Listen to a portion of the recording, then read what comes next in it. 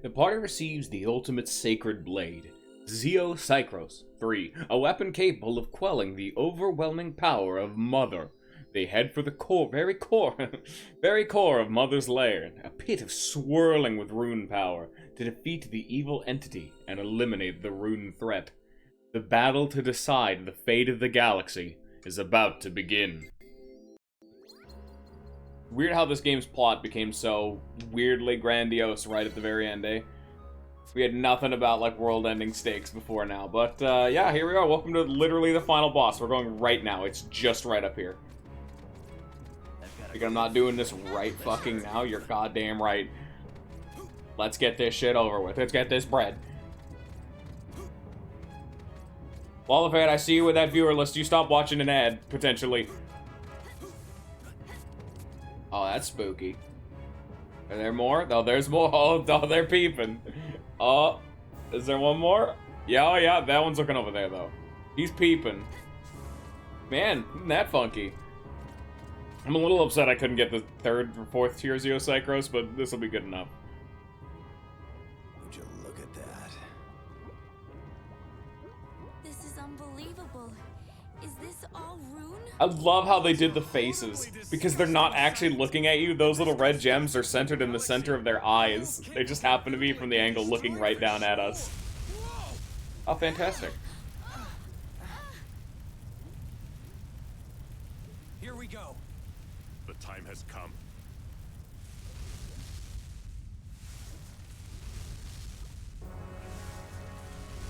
You guys weren't thinking it was gonna be some giant motherfucker when I was it.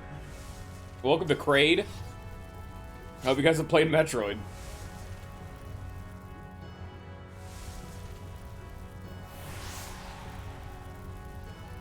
She's certainly changed since we saw her in Galza. So what makes you think we can beat her? Listen, everyone. Believe in the power of the Dragellums. This is our final battle. Alright, here we go. Let's end this. You guys want to see something fun? This is it. Give it all you've got. No damage. That's cause you have to hit her with the fucking Xeocycros sword. You have to. No other weapon works. Can't lose now. And now we can't reach her. Oh, this is kind of weird. These guys are too strong. Jester. You have to block that, by the way. Here, let me try some of this. Maybe that'll work better for us. And maybe the range attack. Nope, doesn't hit. Weird. I wonder what this is all about. It's just kind of. Oh, now it works. But here, let's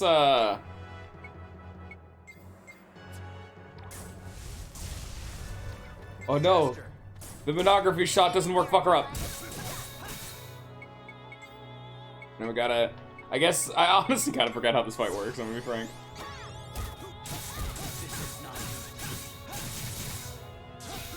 My God, that's half her fucking HP.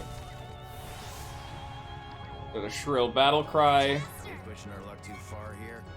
Come back down here, you bitch. Jester. Yep, it does work. Get fucked. Guess what the entire fucking gimmick of this fight is? My God. You guys are not expecting the fucking final fight in the fucking game to use the monography shot again, were you? Where the game just doesn't fucking tell you that information? Because you can hit her whenever she, like, lowers her head. That's meant to be, like, the thing. But if you think to use the fucking monography shot, you can climb the final boss like it's the first fucking boss in the game. Hang in there, everyone. Oh, down I go. God damn it.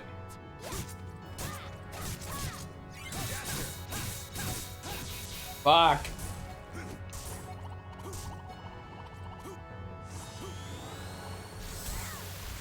Be sure to block those.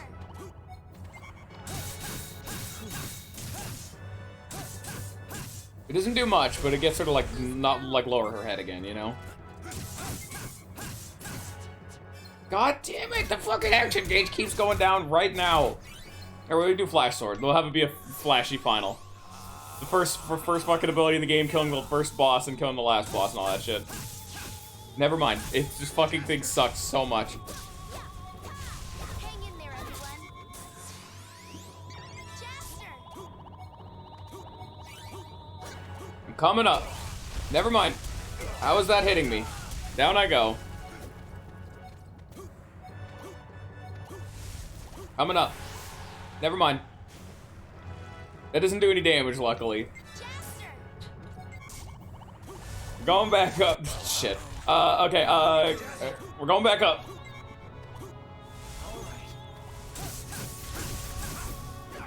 Got her. So what you need to do is you need to hit her. Normally you'd think like, oh, illusion sword, you know, but no. There you go. Okay, we did it. Final boss. If we did, it's an easy game. Normally that's would have been even easier if, you know, we had a max out Xeocycros, but what can you do?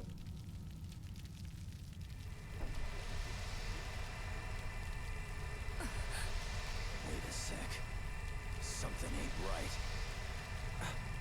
It can't be.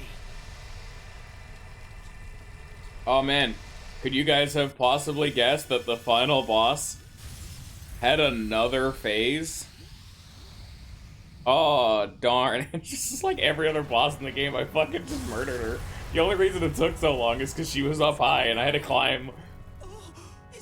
When you use everything in your power to power level your ass and get super strong, you just break this fucking game's balance. Miserable life forms. Do you honestly think you can defeat me when I surpass all beings in the galaxy? She's a butterfly now. What silly, wretched creatures. You amuse me so.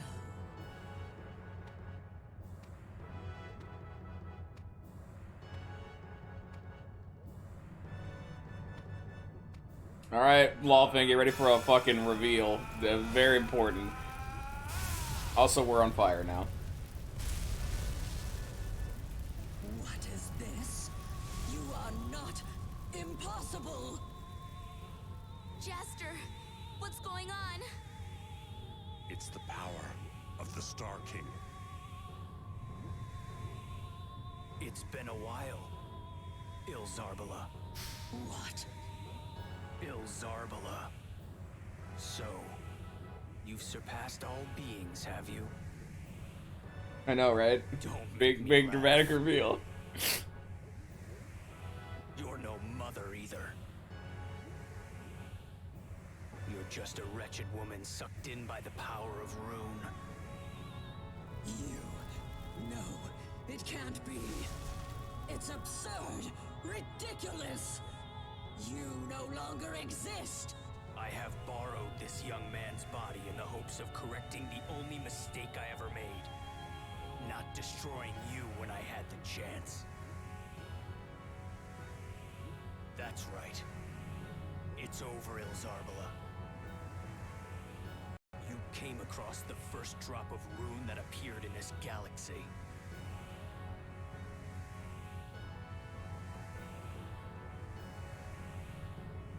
Lusting for power, you allowed yourself to be taken in by evil.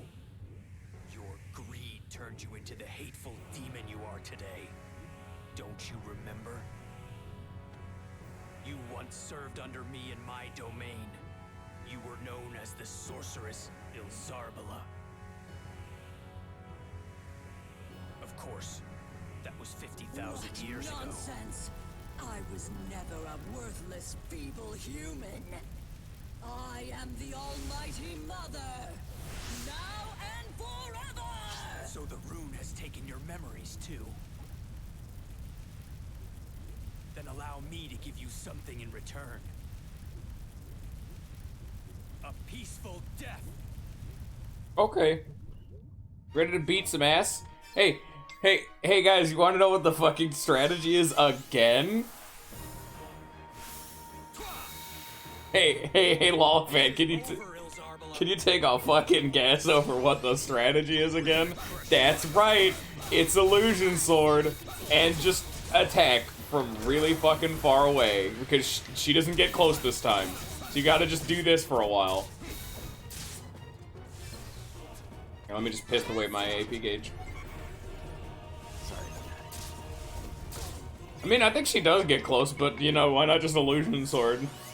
Drunken Burst to up your attack. Illusion Sword to give you a ranged attack that does extra damage. And then we have the Xeocycros 3. If she's directly above you, you can't hit her. Oh yeah, like now is when you're supposed to be able to hit her. It's like the whole gimmick is that, oh man, you can hit her now. Oh man, she's now vulnerable. And she's dead now. I did it. Final boss phase 2. Good job. Can it be? I cannot. Isn't this game hard when you play fucking the completion? I'll release you from your suffering. And it could only get I'll easier. release you from the endless hell you must live in for eternity.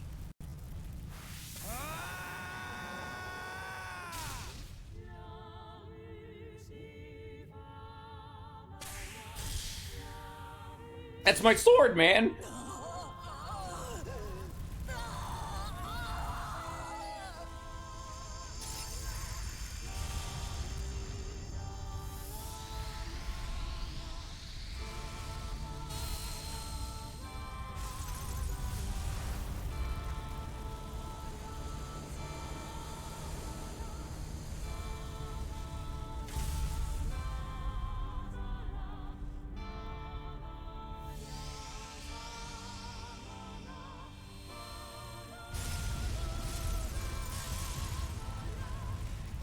What a fucking final boss, am I right? Are we impressed?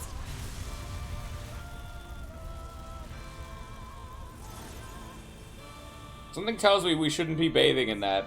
Like, Rune is supposed to corrupt all the cells in your body. I don't think we should be just standing there as there's violent explosions going on.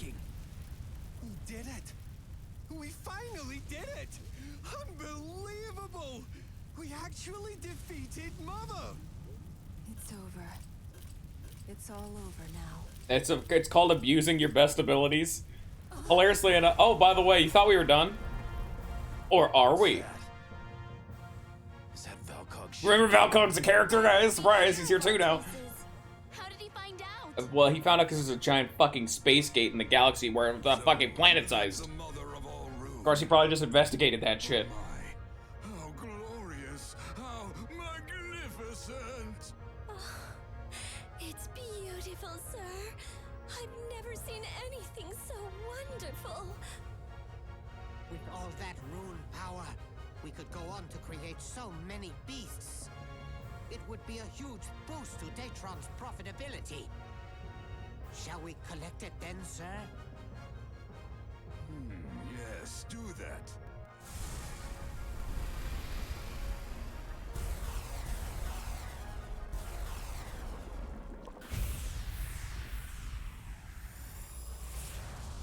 Well, this went about as well as we could have expected.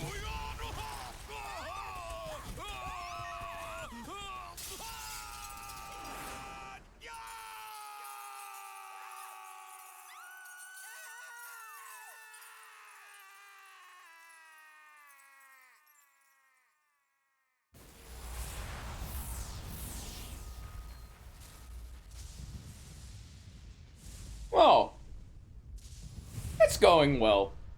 This is fine. They've been sucked in. Mother's Lair is also a volcano, apparently. That coming for a while. Yeah, they deserve that. That's so damn sure. Now that Mother's gone, the rune is acting on instinct, looking for a life to take over. You don't think they'll consume Valcog's bunch and turn into a new life form, do you? That's impossible.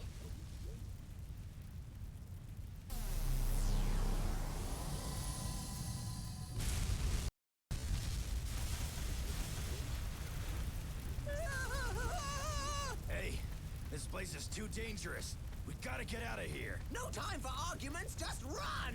Oh, hell yeah, Jupus, take the fucking, take advantage. Take the lead. Take charge, yes.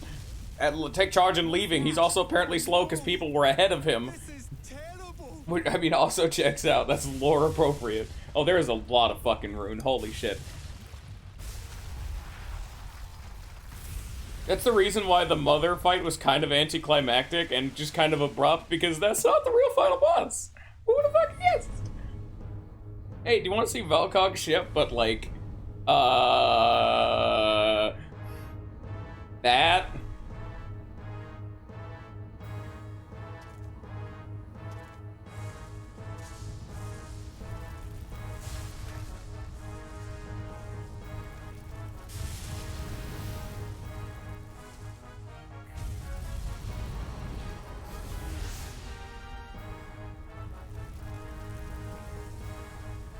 Yeah, great. Great. Thanks. Oh, this is fine. Oh, we're fighting this? Oh, there he is too. He's also here, guys. Don't worry about that. Oh, it's just coming. Great. Hey, HR Geiger, can you like not be here right now? Can you like have taken the day off, please?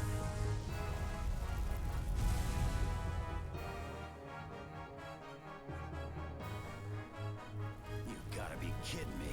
They've turned into that massive monster? What do? We don't have the Dragellum sword anymore. Is there any way to defeat it? What are we gonna do? Is there any way to fight that thing? Arieth, my child, you must not give up yet. Mom! Don't you get it? It's the whole dramatic thing. Is the first final boss is the ancient evil and the ancient hero. Now the second part of final boss is the modern evil and the modern hero. Do you get it? They are also my thoughts for you, praying for your safety. This is the last Dragellum. Here, Ragnar. I want you to take this to my daughter. The Dragellum of Prayer. Oh shit, we're earthbound now. Hell yeah, dude. At once, Your Highness. No matter what may come my way.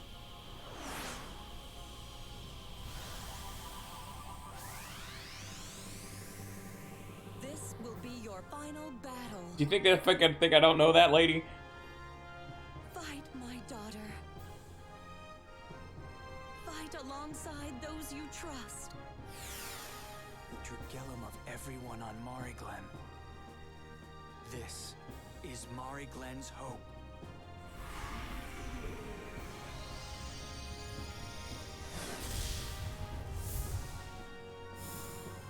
It's cool that he can just do that now. Oh, hello.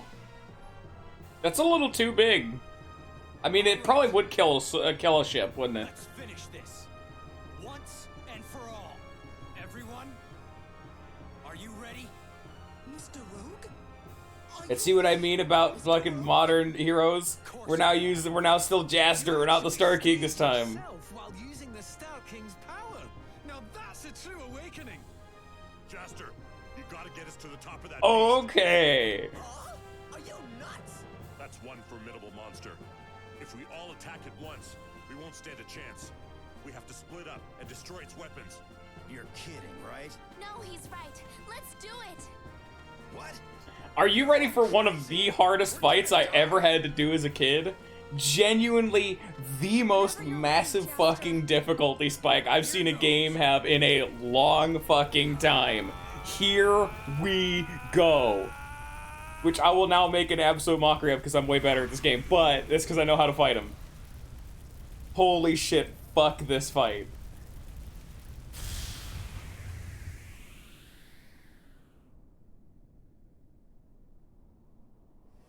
Hey, we're our new main character, Digo. What, you haven't ever played as Digo up to this point in the entire game? Oh, sorry. Sure hope you know what Digo's moveset looks like and you have intimately played as him, like the whole ass game. Here we go. And I'm only Digo now. Get to it.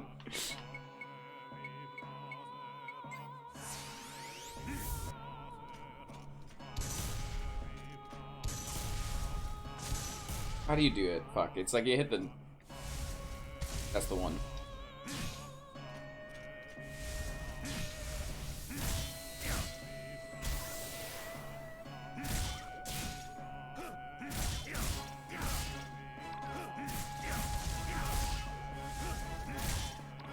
One of Valkog's fucking hands. You can tell by how fucking gaudy it is.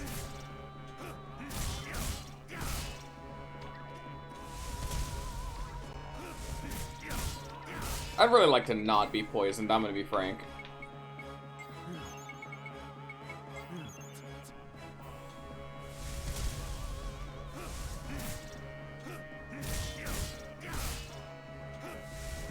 Why do you think it was so important for me to have gotten everyone's ultimate weapon?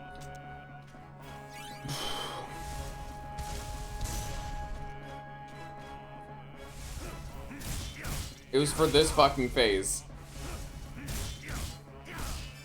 Alright, let's try Eternal Soldiers. Maybe that'll do more damage. Or, our song. Oh, by the way, welcome to phase 3. I'm losing it.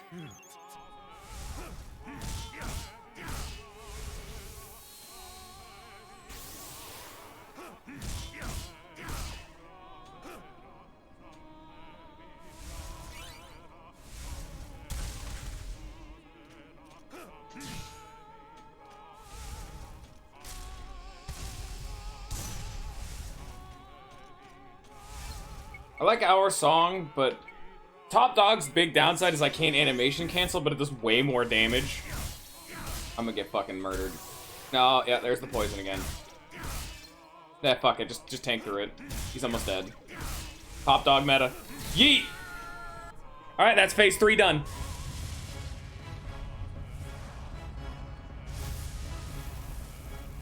How many pre-rendered animations of him writhing in pain do you think they're about to make?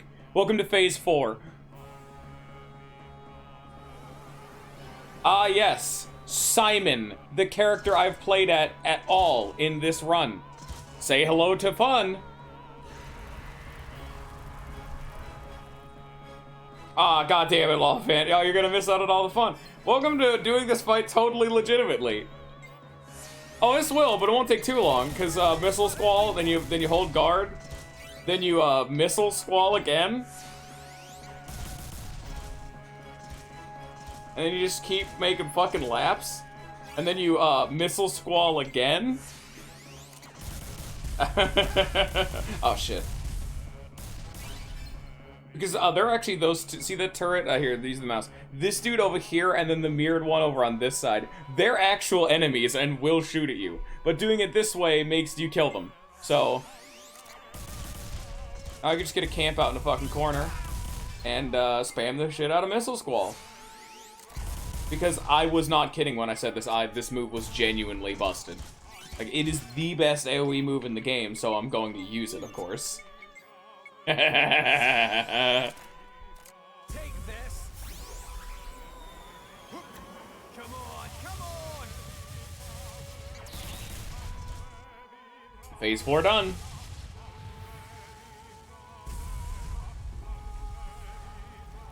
Yeah, do not fucking play as Simon. Holy shit. He is so clunky to control. You gotta use shit like this to beat this fast. Alright, next main character, phase 5. Stevie boy. And it's another bomb walker, which is what these things are called in case you were wondering.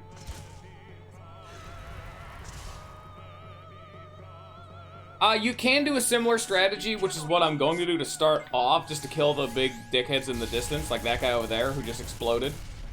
But ICI beam does not do quite as much damage. Also, if you notice, this dude's way more fucking aggressive.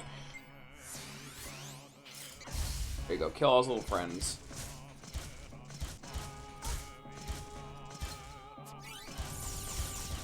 Yeah, remember, Steve has debatably the best projectile in the entire game. Get really far away from him, make him try to shoot. You just light him the fuck up. And then while I'm down, I use this to animation cancel my ass back onto my feet, and now I'm good to move again. And now we just wait until my guns are recharged as I spam the shit out of ICI beam again.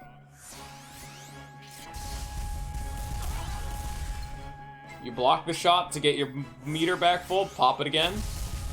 And then if you do it properly, which is what I've done, you should be able to kill him with... Oh shit, that's wrong. You should be able to kill him with just ICI beam. Before it comes back. This is why it is incredibly important to guard in this game.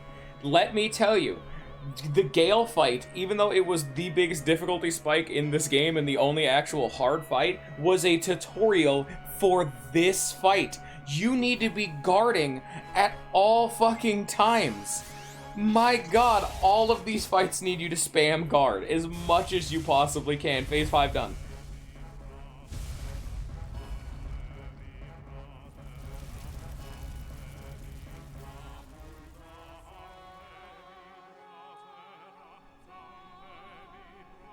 But none of these were the hard part. I was able to do this every time. Oh, this is where it gets fucking interesting. Lilica, phase 6. That Bomb Walker is not the foe we need to deal with. Look at him stretching. You need to lock on to that. The thing on the wall. Blast arrow.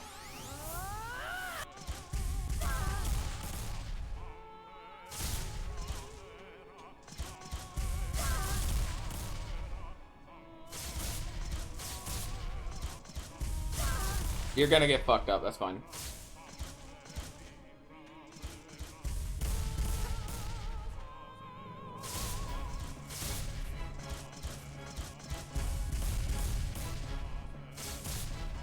You can typically get about 2 shots in, and then start dodging.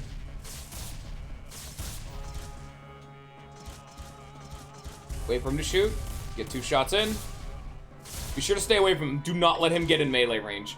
The Bomb Walker's even more dangerous in melee range, trust me. Fire one more time just to get the fucking...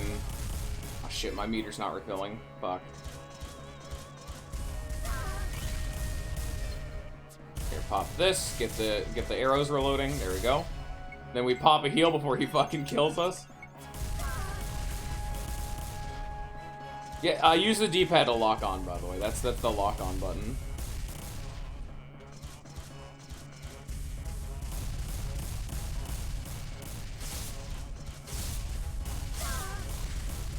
And then just start mowing him down. There you go.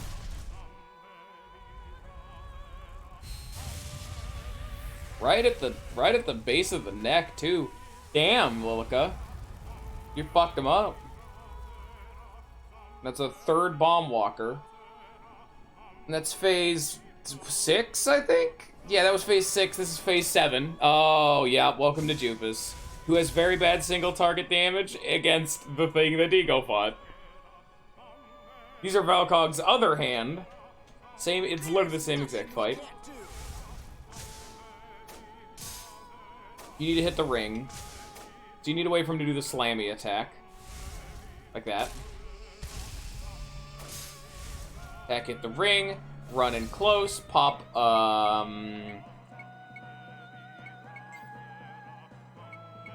No, it literally is just spam aromatic boost, because he had nothing else that does good damage.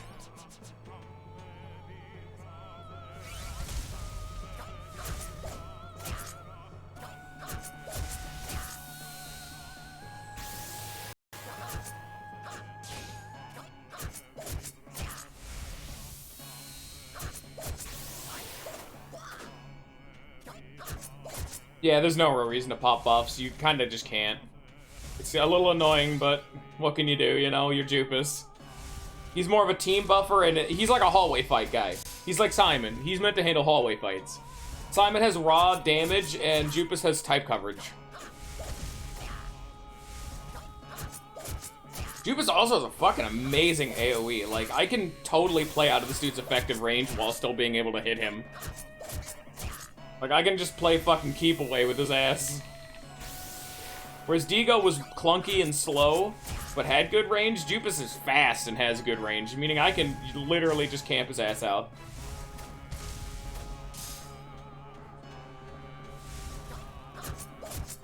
My problem is that he doesn't do that much damage. But honestly, when a lot of your team's entire role is I do a good amount of damage in a variety of ways, when you already have Jaster, the best DPS in the entire game, you kind of need teammates that provide some kind of a utility. And I like Digo and Jupus because both of them are crowd control, which is what I need for me to eventually get around to them and fucking kill them, you know?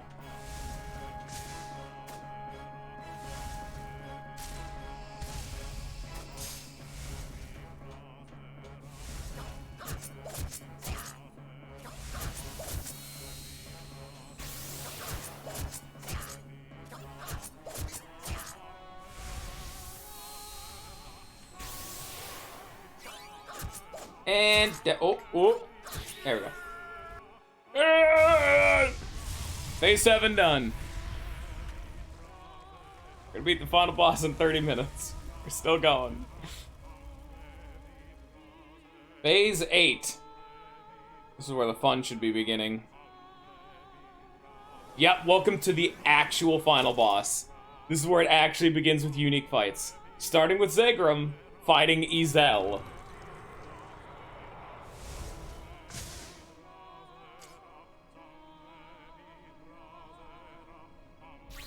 Pretty soon, Rune will be history. Why do I have 1 HP? Sorry about that. Why did I have 1? I only noticed that because I had 1 ammo. Oh, you bitch. So you lock onto him onto his core, and then, oh, this is very fucking annoying. You have to climb his hand, and we're gonna use Twin Sword because it's his best, like, single target, like, damage. No, don't lock onto the fucking core. There you go.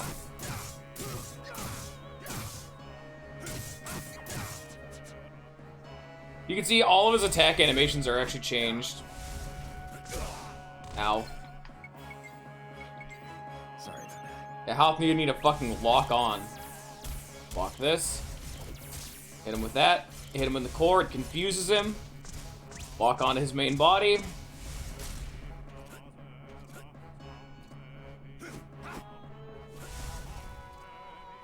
Come on.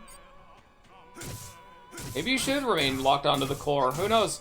Every time I lock onto the main body, it like starts to walk me off automatically. Hit the core. This is a very simple pattern, but as you can see, he can do a shitload of damage just randomly. This is one of the easier fights, but it's where the fights like actually start to beginning. Keep doing Twin Sword because it literally just doubles his DPS. Also because this attack chain is way faster.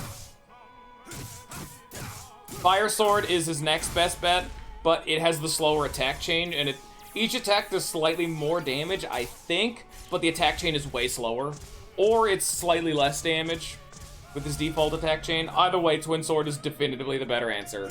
And then the one after that is Drunken Burst, which cannot be popped with any of the others. That is not a good answer at all. Bye-bye, Ezo.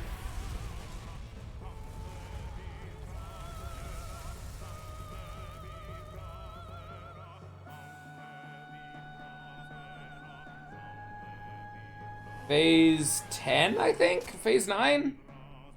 Now this is when it starts getting fucking annoying. You're playing as Kisala, a character who I don't like, fighting Norma. Don't you laugh at me, you fucking cheeky ass bitch. We're gonna win this. Apparently there's just no sound effects for whatever she just did. Oh my god, I only have Dagger Slash level 1. I'll just kick her ass. Don't ask why her feet is an ammo source.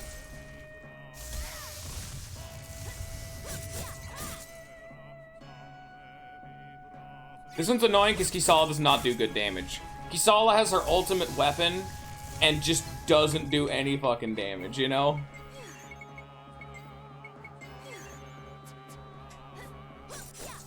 I mean, it's also buffed. I mean, it's not a very good buff. Dagger Slash is only okay, but Kisala's using her ultimate weapons and is doing by far the least damage. She's using daggers, so inherently she has a lowered attack radius than everyone else, meaning she has bad AoE. She has no projectile because her entire mobility is, her entire gimmick is that she doesn't have one and she has the fucking boots, which the boots don't even do as much damage as her fucking daggers with the Dagger Slash. Their main utility is actually for mobility around the battlefield.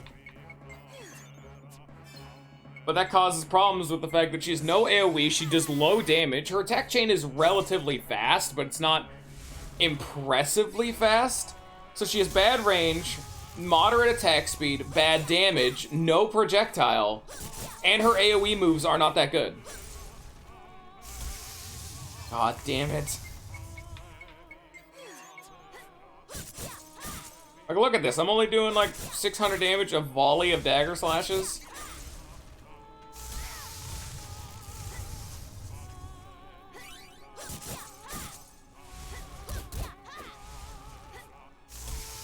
Damn it, I tried to dodge it. Because I'm tired of pissing away my Electrolysses. Luckily, it doesn't matter at this point, but, you know, final boss. And I don't think any of the other phases could fucking stun you, but it's just annoying. Like right now. Do I have any of those divine graces? Yes.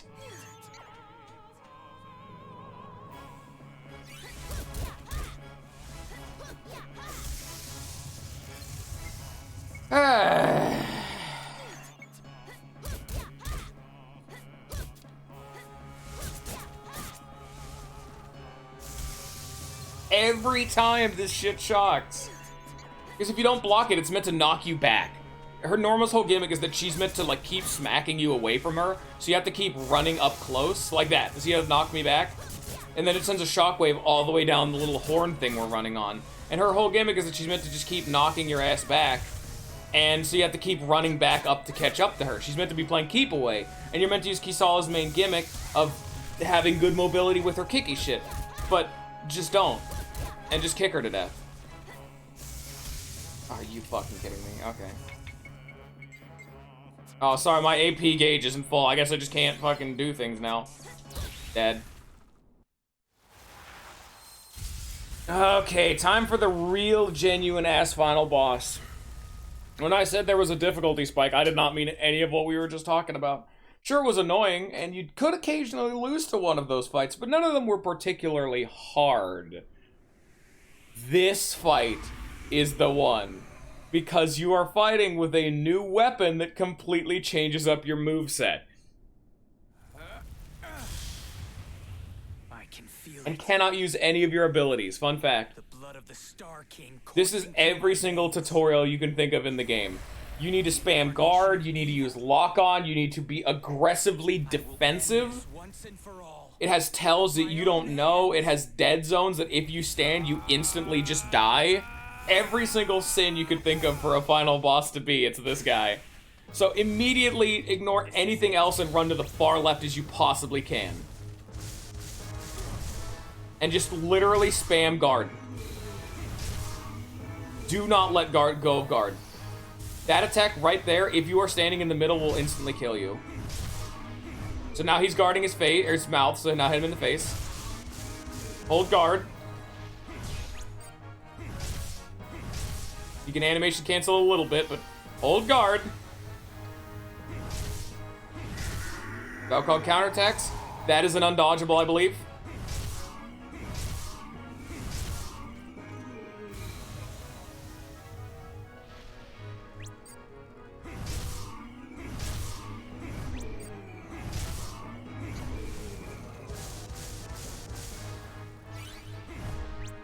It's that big laser beam attack. That will literally just one-hit you.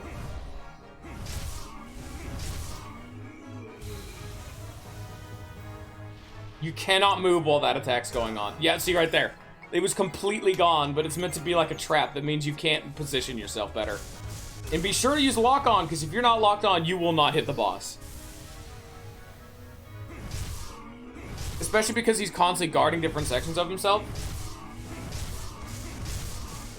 This spike attack is kind of random, but it will, like, just knock your ass down. Also, if you are animation canceling, this motherfucker is such a slow attack chain. Like here. That's the full attack chain. See how much slower that is?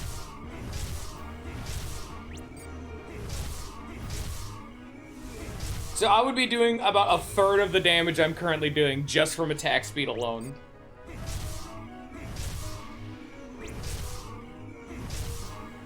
I'm not very good at it, man. You gotta just give me some fucking... Oh, so you have to keep backing up. If you get too close, his big laser beam will be able to hit you. But if you stand too far away, as you saw, my sword just missed. This is the Gale fight, but even more punishing. Once you know, it's like a puzzle that you have to solve, but in like the most annoying way possible. He has unblockables, and his entire gimmick is that if you do the fight wrong, you just like instantly die. But if you do it right, it's absurdly easy, you know? Like the fight's like over now. Like I'm gonna be full health. I'm not gonna risk it.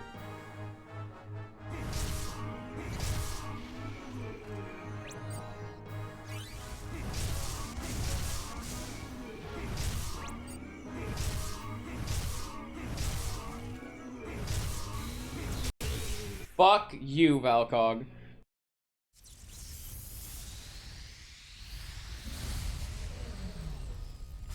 I think that's phase 11 done. I think you have 9 teammates. It's 9 teammates plus the 2 mother fights.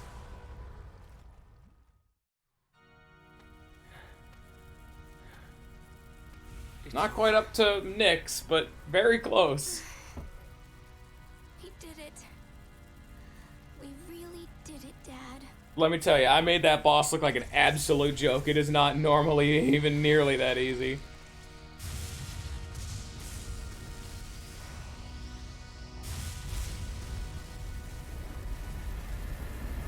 This ain't good. The ship's engine just exploded. We might not get out of this one alive. Damn. Run!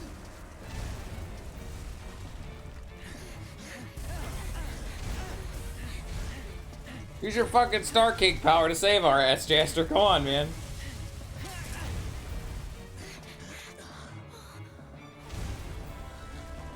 Oh no! The road! We have the worst luck.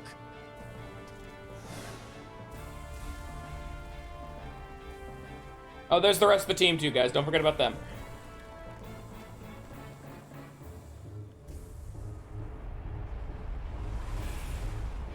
Yeah!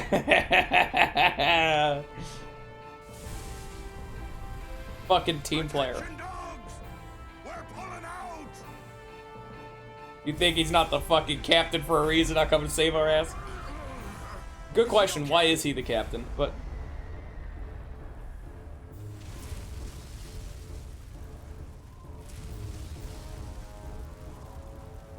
getting real fucking close there, Dorgangoa. Alright! We're pulling out! You had to fucking say, thank you, Deco. Simon, go and get up there.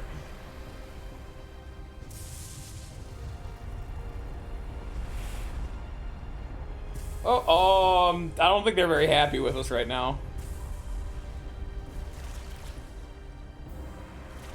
Oh, that can't be good. You want to go up? We need to go up. Damn, we're goners. We can't give up now.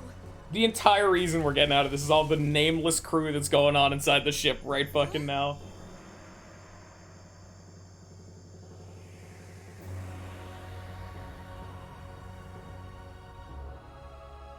Ain't that convenient? That rune that splashed on us is now big ol' fucking wings. Wings. The ship's alive. Room 2? Oh yes, of course it's a power of the rune. We've seen it do this shit before. We're gonna have to like cut those off. I don't think we're gonna be allowed to park at a fucking any kind of a spaceport if our ship starts pecking at seeds on the ground. And the wings are immediately gone. Of course. Just don't think about it too much. The rune is disappearing. Look at the sky. Mari Glen is returning to its former self.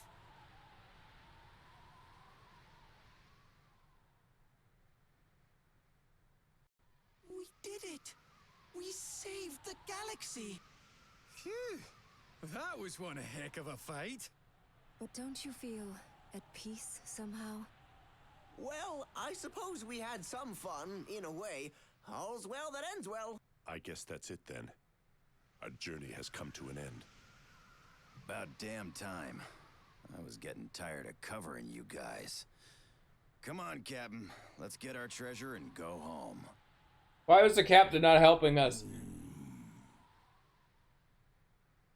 Oh, you're here too, I guess. What's the matter? Something wrong? No, I'm good. I already got my treasure.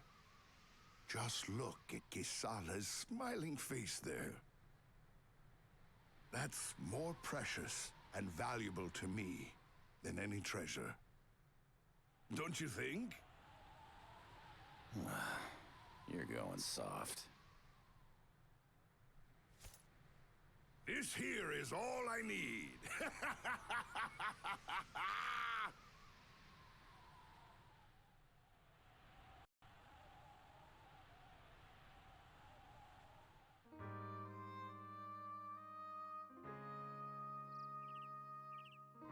this is goodbye.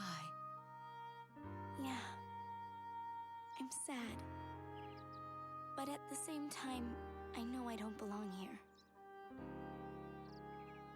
I have to be back in my own place. I know. I understand. You're no longer our baby, our Iriath anymore. You're Kisala, a dear friend to everyone here. Thanks for the clothes, though, Ma. But I want you to always remember one thing. No matter how far apart we may be, you have a mother who's always thinking of you. Yeah.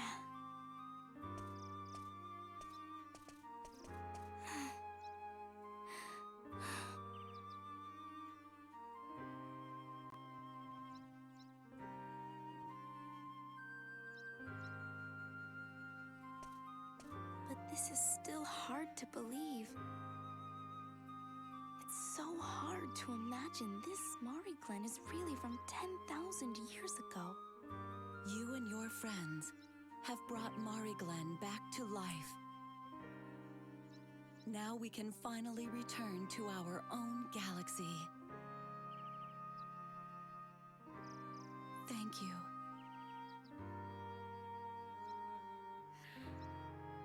Well, goodbye, Mom.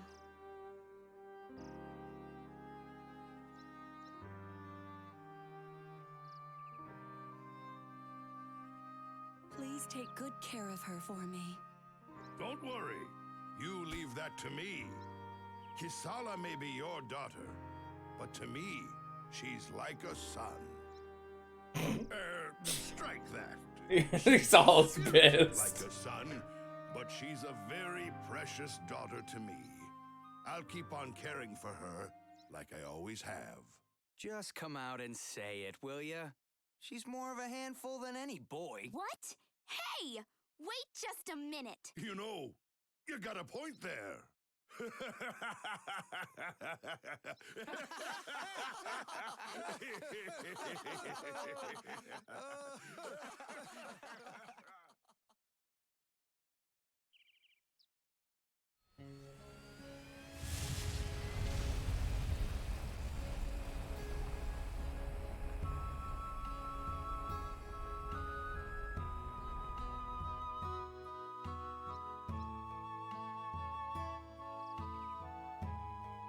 Oh, Albioth, did you see her? Did you see our daughter? Such a strong woman she's become. You can rest in peace now, my darling, for I am sure we can entrust her with Mari Glen when the time comes.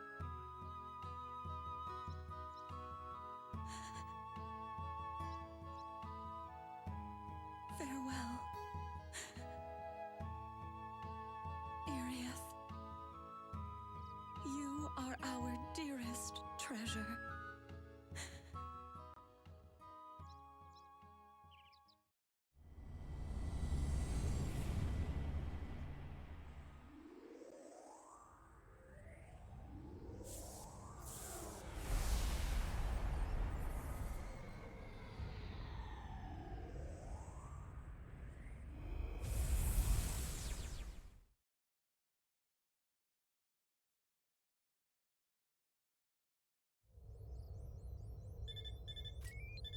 Oh my gosh! What is it?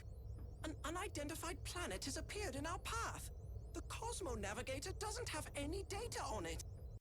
That's ridiculous! No, it's not unidentified. It's Mari Glen. What's that? The flow of time has been altered. Don't you see? Mari Glen has returned to our galaxy. We really saved it. Well then, let's go check out the new and improved Mari Glen, shall we? We just left. Okay. We just left. What do you mean, new and improved? We were just there.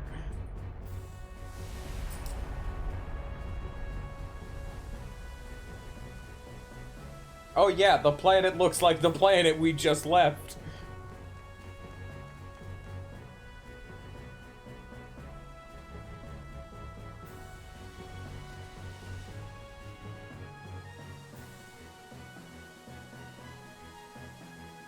Weird that we always happen to land right in front of the same palace.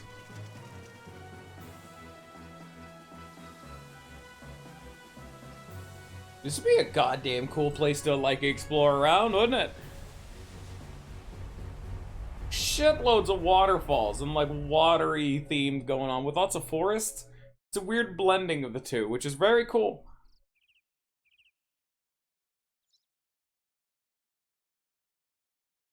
Hello.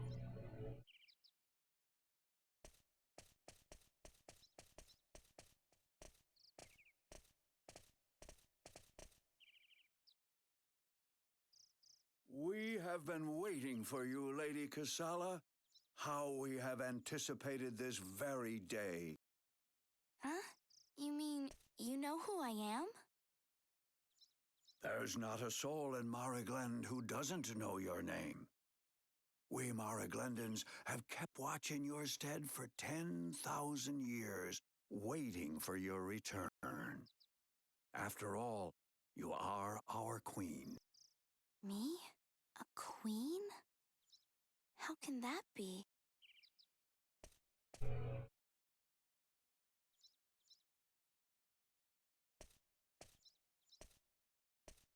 Please, take this. Wait, but this is my mother's tiara. Indeed. Completely unlike the one that I'm currently wearing. Radius directed us to bestow it upon the new queen, Lady Kasala, who would appear in 10,000 years. We have carefully passed down that I tiara really hope no one from can hear the generation fucking, like, to cavalcade of, like, generation. 4 lawnmowers outside right now. Finally, Ugh. we bequeath it unto you. Well, Oliphant, you missed all of it. Literally, we're at the end of the ending. Mom. What are you talking about? You missed absolutely everything. So, we saved the fucking day. We went to leave. They said, oh, hey, the planet's fixed now because, you know, the rune had no host, so the rune started dying. We left the planet returned back to our space to, like, it left, like, the galactic time rift. We went to go land back on it again, and apparently 10,000 years have passed on the planet now that it's back in the galaxy and it's freed from the rune. So we just landed again, and apparently Kisala is like some ancient, destined princess who's told to return in 10,000 years, and now she says she'd be totally alright with being queen. Kisala, you've got to be kidding. Go watch the ending, because all of the bosses were dumb as hell. Not queen material. Hey. Like, I cannot properly personify how fucking stupid the final boss is.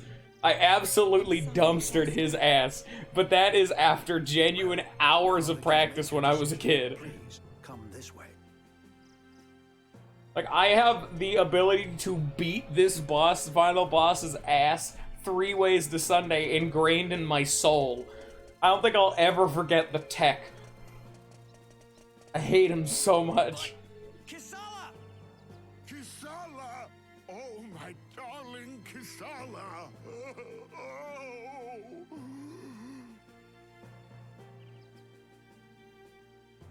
All right, let them go. He needs 4 people to hold him I off. must remind you that Lady Kasala is to be installed as the Queen of Mariglend. From now on, lowly individuals such as yourselves will no longer be allowed to approach her. Do bear this in mind. Now, if you will excuse me.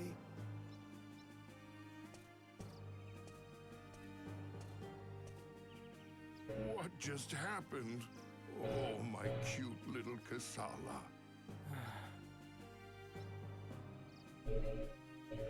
Captain, I think this might be the best thing for her. Everyone has somewhere they've got to be. So is this where Kisala's gotta be? Yeah, I think so. Come on, let's get back to the ship. Yeah.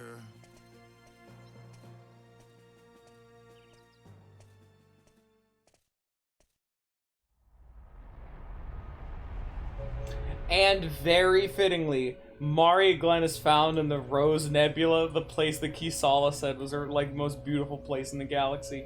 Isn't that sweet? What's on your agenda now, Jaster? I don't know.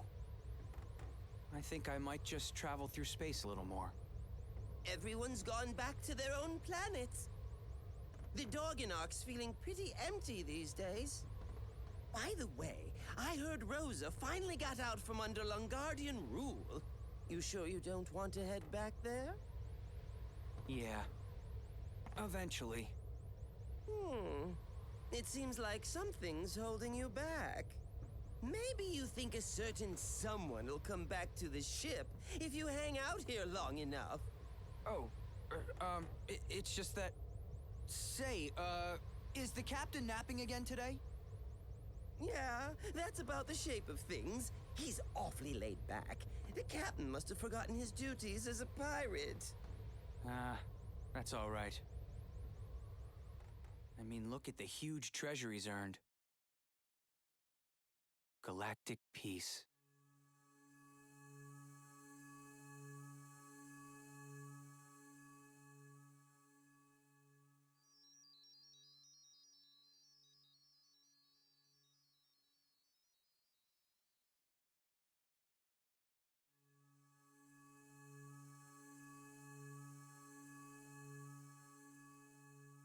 You know, I've never seen the universe so beautiful. So serene.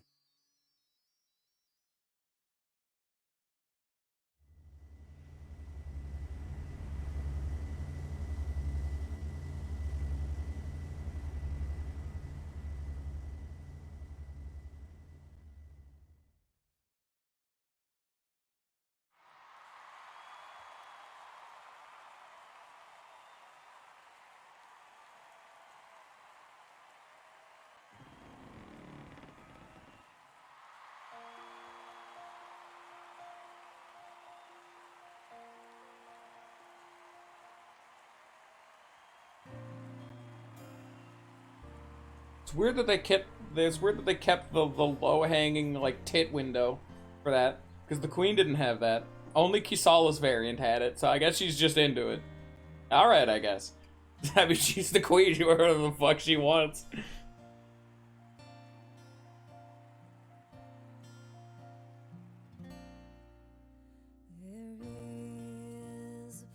Hey, look at it!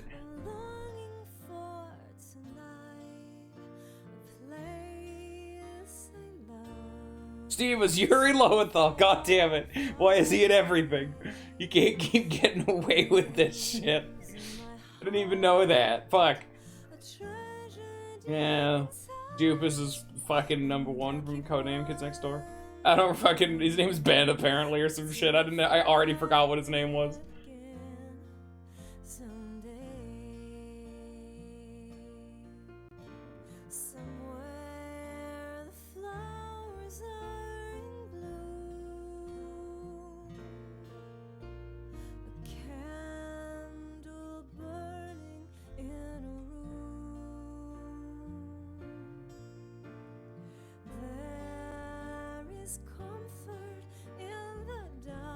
How the fuck did Jupus not immediately get arrested?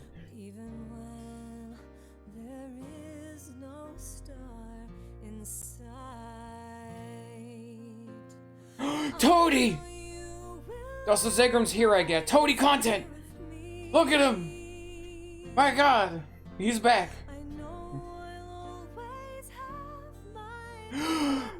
Good ending. Oh shit, we saved the fucking day. Toady content.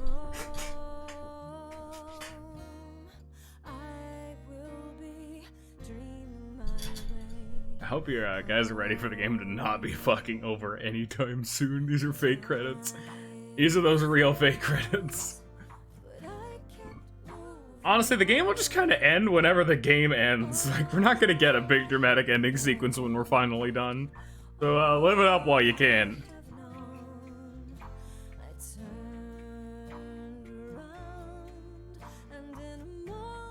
Fucking Level 9 makes amazing games. God, I need to play like Dark Cloud or something. Jesus. Like, Dark Cloud 2 and Rogue Galaxy were two of the few RPGs I played on the PS2, because I had the console as a kid, but we didn't have very many games for it. Along with Dragon Quest VIII, immediately became some of my favorite games of all time, because the PS2 was objectively kind of just better than the GameCube. So that was like a legendary console that made games look super pretty for me as a kid. I'll still be the staunch GameCube defender, but my child brain is like, look at all them graphics, yeah! This is the pretty box. And still kind of ingrained in my brain that, yeah, we don't really need games to look much better than this. It looks fine. Maybe a few more anti-aliasings, but you know. It's weird that they picked this song, too, because this is the song that played at the end of, like, the Vidan Digo arc, but alright, I guess. So, Lollafan. Yeah. It is the jab that I made. I'd rather not have a new console generation give us 2 more pixels on screen and the frame rate goes down. Like, what these people did when they had a new console, they made games look better than the PS1, and they fucking removed loading screens from existence. Unless you intentionally skip everything, and even then, they're only like maybe a 1/4 of a second. Like, could you imagine if every console generation has had this kind of advancement? Like, could you imagine the fucking, like, world-changing expanses we could get if every single game had, like, no loading screens? Maybe shit like render distance started, like, spiking the fuck up if we tried to keep a relatively sane head for graphic fidelity. This game also has a great art style. Like, it's also art style dependent, you know? Like a game like Uncharted, that's fine. I'm alright with Uncharted looking the way it does. Because those games are really fucking, like, objectively pretty, and they do well with what they have. I wish those kind of games didn't have the most absurd crunch time, but we're finally getting to the point where, like, photorealistic graphics can look pretty good.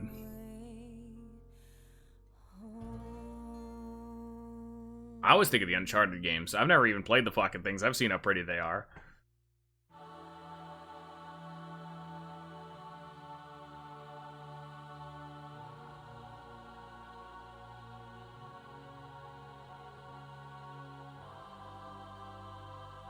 Oh yeah, that's right. Jaster did the fucking scooter slide. I completely forgot he did that. Ah, shit. Nice. Yeah, PS2 graphics, dude. That's why I said this level of fidelity is all you really need. You don't need any, like, everyone's mouth is just a texture, their eyes are just a texture, and I'm fine with that. You don't need to physically model the intricacies of like, another game that actually looks of a similar level would be any of the Smash Bros. Games. Most of those have a pretty good art style and don't have any of the stuttery shit, but then again, because they're fighting games, they can put a lot more effort into the models and how everything looks, because they're not rendering a shitload of stuff, you know? Even then, if you go on, like, Fountain of Dreams, 8-player Smash, all Ice Climbers, the game's gonna shit the bed, but, you know.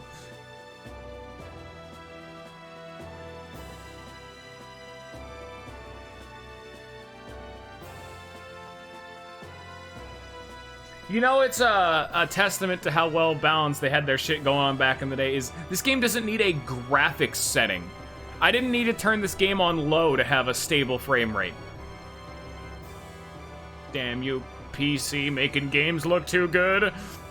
And then people are dumbasses and keep trying to port PC games to fucking console and have them look comparable.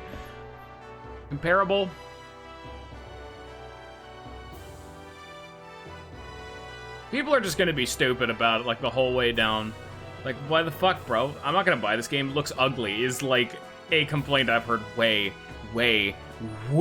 too much. Oh my god. Fucking A. Oh shit, the frame rate's only 30 and not 60. I could throttle a man. Like, the re-releases of Tales of Symphonia, they dropped the frame rate from 60 to 30, but had vast fucking sweeping improvements across the board. I'll take it as a trade-off. I mean, I would have preferred 60, but I'm not gonna, like, say that it's a bad port because of it. Nah, I'm fine. Why are you They're still not even here? ports, they're full hog Not going remasters home? and re-releases. Of course I am. Just as soon as our last mission's over. Or, hadn't you heard? Our last mission? That's right. Captain? We're on our way to fight the battle of a lifetime on the all-new Mariglen. Huh? Oh, come on. You know what's important to us. We're gonna get it back.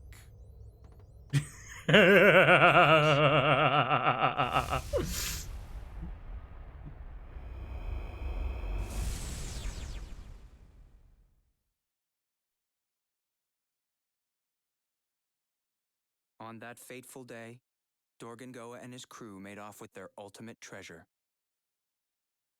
Historical records indicate it may have been the very last heist they ever pulled off as pirates. See, that's the thing that's meant to be like, oh, there's not going to be a sequel. But then the optimist in my brain says, as pirates, because there's a brief pause before that. I'm like, dude, Rogue Galaxy sequel, you're no longer pirates. Fuck it, she's coming with us now.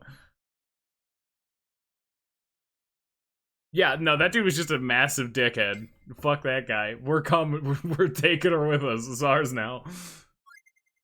There we go.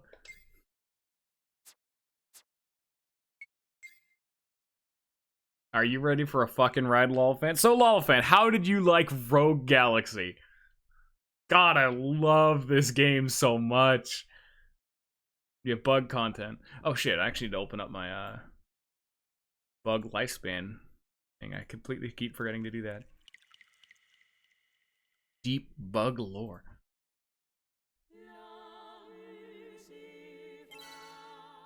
I don't know if Skies of Arcadia and Rogue Galaxy do different things. I think I like Skies of Arcadia. Well, okay, both these games are equally as fucking. Oh, by the way, get ready to see this screen because this screen will never change. This whole story synopsis thing, when we boot up, it will forever be this for the rest of the game. It's like Skies of Arcadia and this do very different things, but they cover similar subject matters, you know? Alright, we've beaten the fucking game. Congratulations. I'll need to go back through the entirety of Mariglen to grab all the treasure chests in a little bit, but also the bugs aren't even hungry yet, by the way.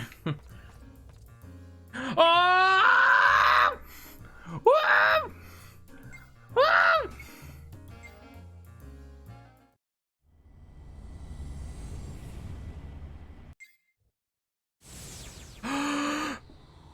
Post-game dungeon.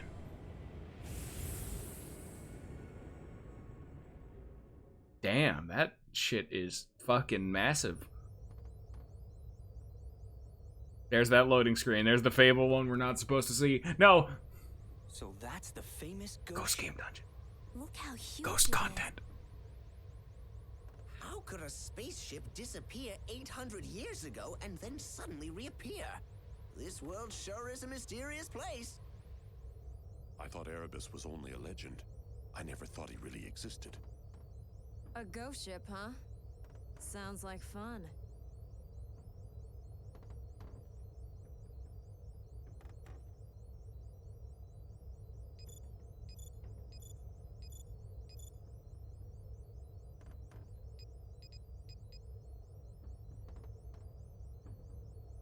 Preparations are complete. We're ready to land, Captain. All right, we're going in. Ready? Charge!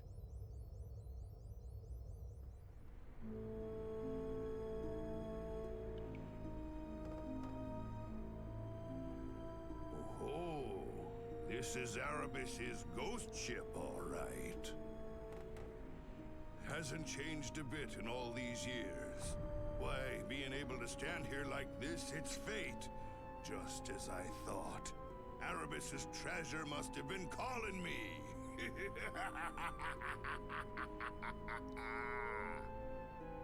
Huh? What are you saying, Captain? You mean you've actually been here before? This ship drifts through the galaxy on a set cycle. I remember it showed up once before, 40 years ago.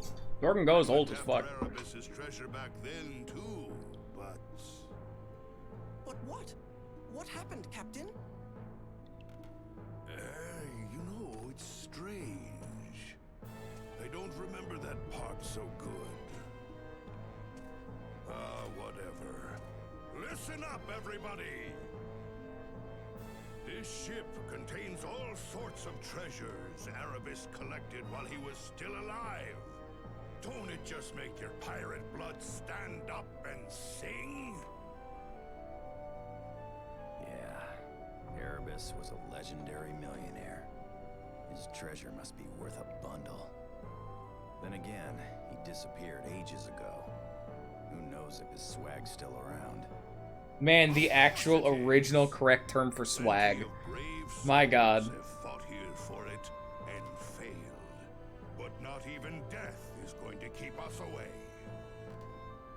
We leave here with Erebus's treasures no matter what. Come back with the treasure or don't come back at all. Look sharp, everyone! Okay. I did it. So what I'm thinking that we're gonna do is we're gonna do this, and then we're gonna go do completionist shit, and then we'll go do the 100th floor dungeon. Because this is not the 100th floor dungeon. This is just another dungeon. Surprise, you thought there was, you didn't think there was gonna be more dungeons? Yeah, no, we're not done yet. 100th floor dungeon isn't going to be the very last thing we do, but it's going to be up there. It's going to be very, very close to the end, because the only thing we'll have left to do after the 100th floor dungeon is pretty much just bugs. Like, the bugs will probably be an entire stream, though, because we'll have to grind all of our bugs up to level 6 in that episode, and then go do the final, like, Insectron tournament 3 times. So, yeah, there'll be quite a lot of bug con. Oh, God, yeah. Here we are. Say hello to Erebus's ghost ship. Get used to the song, get used to all of it.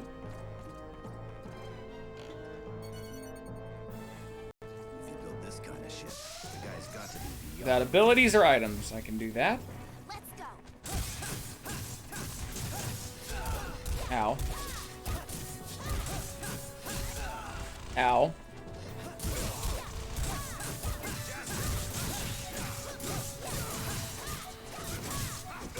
Come on, guys, do some more damage.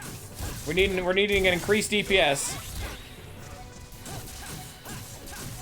Yes! Haha! We're now platinum rank heroes. Pirates. Fuck yeah. We're now capped the hell out.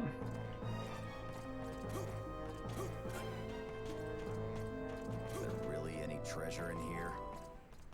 Hey, Lawfane, want to see something cool? You always gotta ask the question, why the fuck is Dorgan Goa the captain, by the way, you know? Like, he doesn't do anything. He just sits on his ass all day while we do all the heavy lifting. Why isn't, like, Jaster the captain? Please, wait. Let me assure you, I mean you no harm. Allow me to introduce myself. My name is Sebastian. I am the butler to Erebus, the ship's proprietor. I've been observing all of your great deeds in secret. How long I've awaited to find people such as yourselves. Please allow me to explain. After an exhaustive search and screening process, you've been chosen as my master's heirs. Therefore, I hereby hand over all this ship's treasures to you. Us heirs? But why? The Master's treasures lie deep within the bowels of this ship. Please, go on. It's all yours. But, hey, wait! Yeah, this seems legit. It sounds too good to be true. Telling us to take the treasure just like that? What should we do? I don't know. It is a little fishy. We don't have any other leads. Either way, Erebus's treasure is what we're here for. Come on.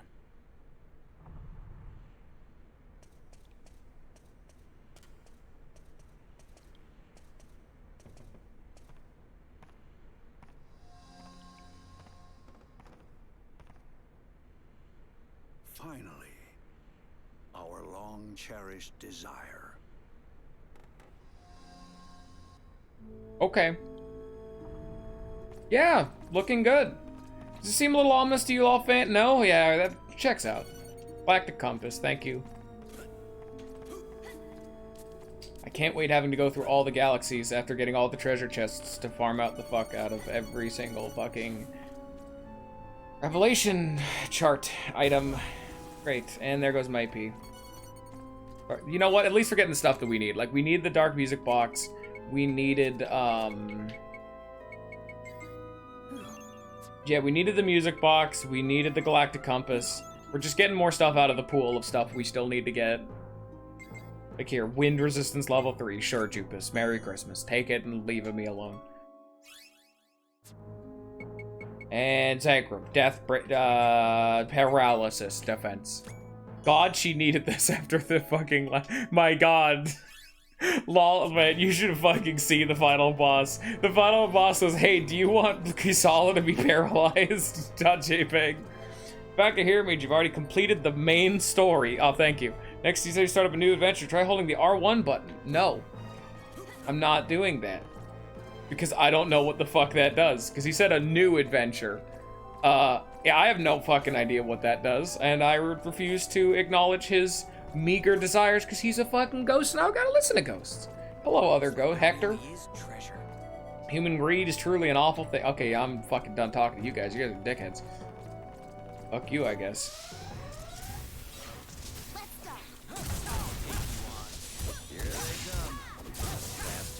Oh, I still have the fucking monography shot equipped. Fantastic.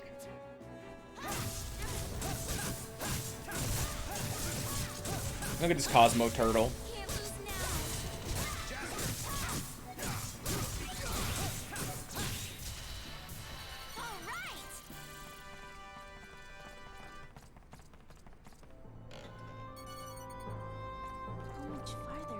Very good treasure chests in this place. Of course, there's very good ones.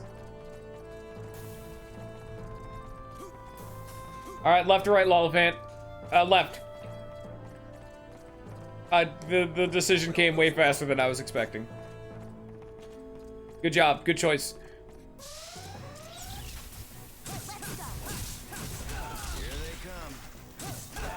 God, I fucking hate these roly-poly dickheads.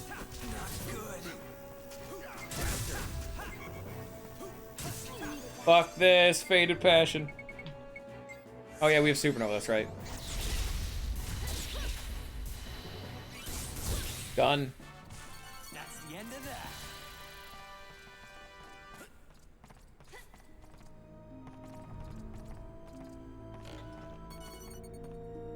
This is getting out of hand.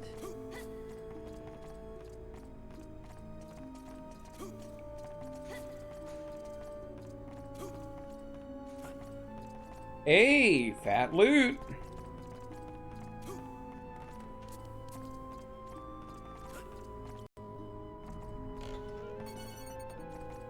Be careful. We could be dealing with more than just beasts here. Nice. A little bit less nice. Here we go. Wait, that'll just kill me if that hits me. Well, we've officially reached endgame tier mimics, so they're going to be very, very annoying. Oh, speaking of very, very annoying. Sorry about that. One of them had to be a mimic, yes.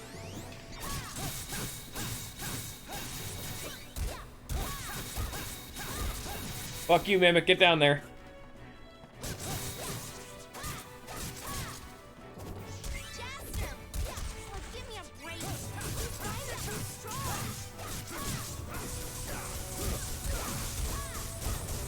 Pile the damage on. Fuck them up, boys. God, Kisala does no fucking damage. My lord. Good job. And now we're even more of a platinum rank hunter. It's another fucking mimic. Oh my god.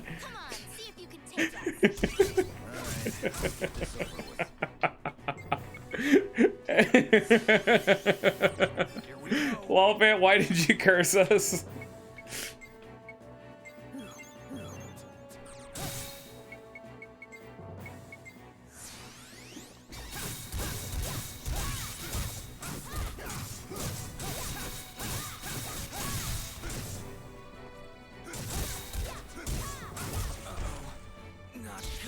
God damn it, Kisala.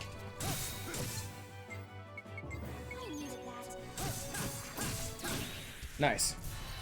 Yeah, I don't need any more hunter coins. You can fuck off now, mimics. Third mimic, third mimic, third mimic. God damn it. You're letting us down, mimics. Alright, let's go check out our bugs.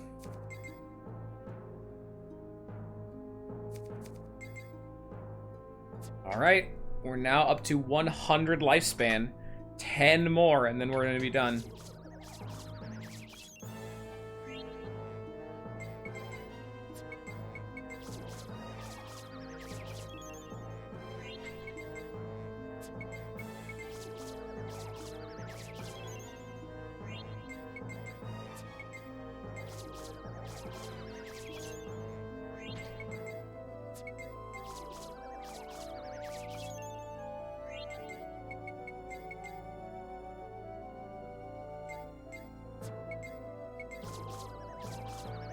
Gonna need a little bit of extra time just to feed these dudes to get them all to max confusion resistance, but that'll be it.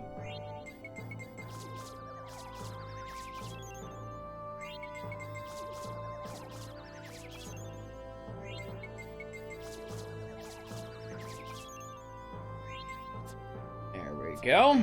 All right. Bugs are looking good. Is he serious? You tell me you don't want free loot, Jester? True. Master Erebus is an awful lot of treasure. Rarest of them all was the living jewel. Oh, no, that's the wrong way. I should have just known, I guess. My bad, I guess I'm just stupid. I'll take you on. Come on, try me. Oh yeah, that's right, I'm at like no HP. Because enemies in this area are actually like threatening.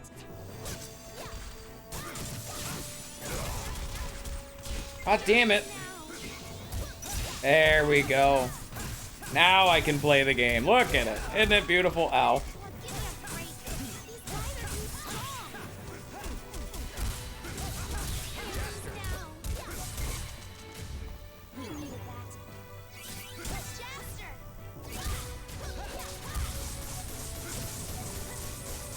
Alright, noticing how annoyingly tanky these enemies are, I think it's time to start just AoEing the shit out of them at the start of every fight. Unless they're those armored dudes, in which case I'll need to break their armor and then AoE them. But we have Supernova, we can just murder dudes. We got the option to do that. Save point, thank God. We're gonna have trouble getting through here. Plus this is, what is it? This is more loot? No. I guess it's enemies to turn in for the hunter ranking eventually, I guess. I don't remember what I was gonna say. Just drop the fuck off and enter this area. Say hello to our favorite boss. But that's...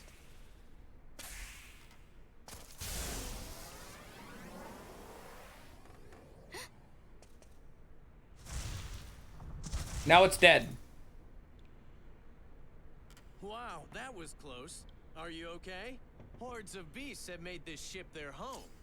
If you're not careful, they'll maul you from behind. Thanks. Well, either way, just stay on your guard, all right? The beasts here are probably a little more than you can handle. What's up with him? Dickhead. Well, that was a good boss fight. Did you all enjoy it?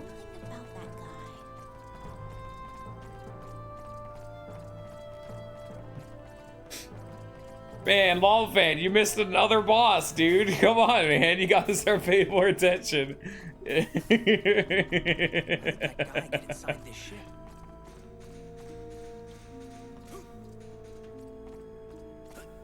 Treasure chest. Ultra spicy pepper. Worthless. Fantastic. Feed all enemies in 20 seconds. We got trash phantoms. Hey, look, it's me. The trash phantom. Can I fucking, like, stop being dazed, please? Yeah, fuck this. We're gonna kill 3 of them and then deal with the rest. There's honestly less invisible walls in this place than you would expect. There's usually only ever invisible walls with places the game doesn't want you to go. Just making jumps like that usually isn't it. I'm not gonna get the fucking hunter coin, but I don't care. We're already good. That was a cinch. Challenges can now just be ignored. Very nice.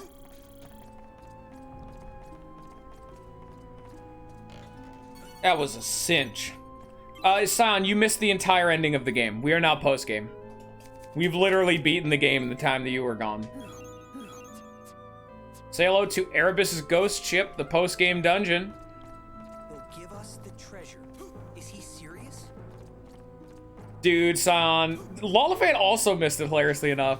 Lollifan was over there saying, like, oh, I gotta go eat real fast. This will probably take a while. By the time he gets back, literally most of the ending, like, sequence is already over. So, none of you saw the fucking final boss. Thanks, guys. Dead. That's the end of that.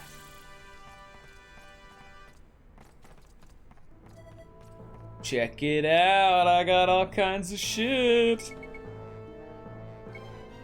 Oh, he's got Yago milk. Nice. World Wedge. Yay.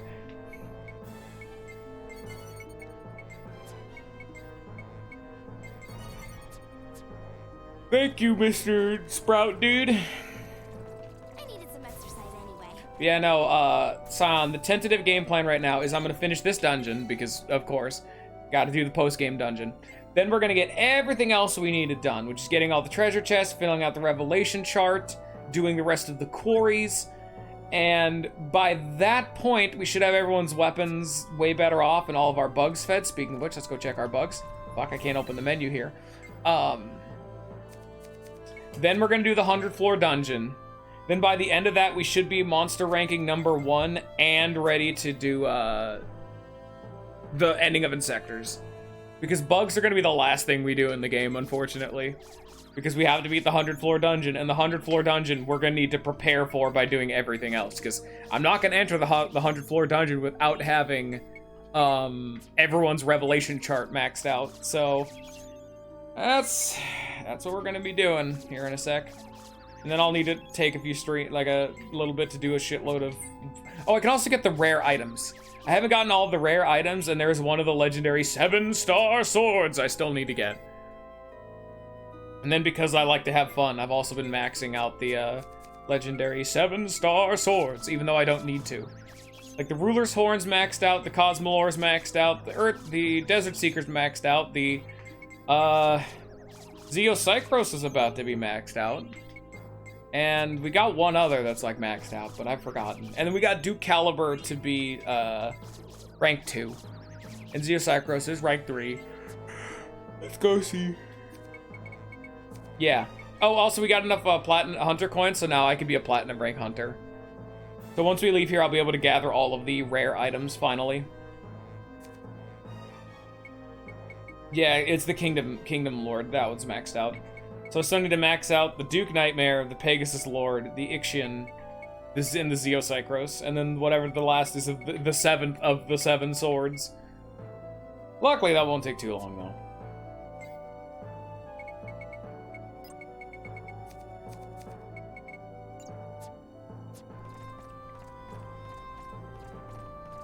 Oh, we got another one. Is the mysterious, strange man gonna immediately kill the boss? Because you've missed 2 bosses. The final boss and the sneaky boss. Here's sneaky boss 3.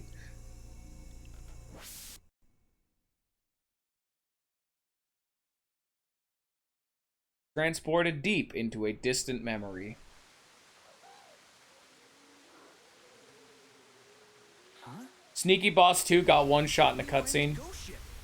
So all of you missed it again, including me.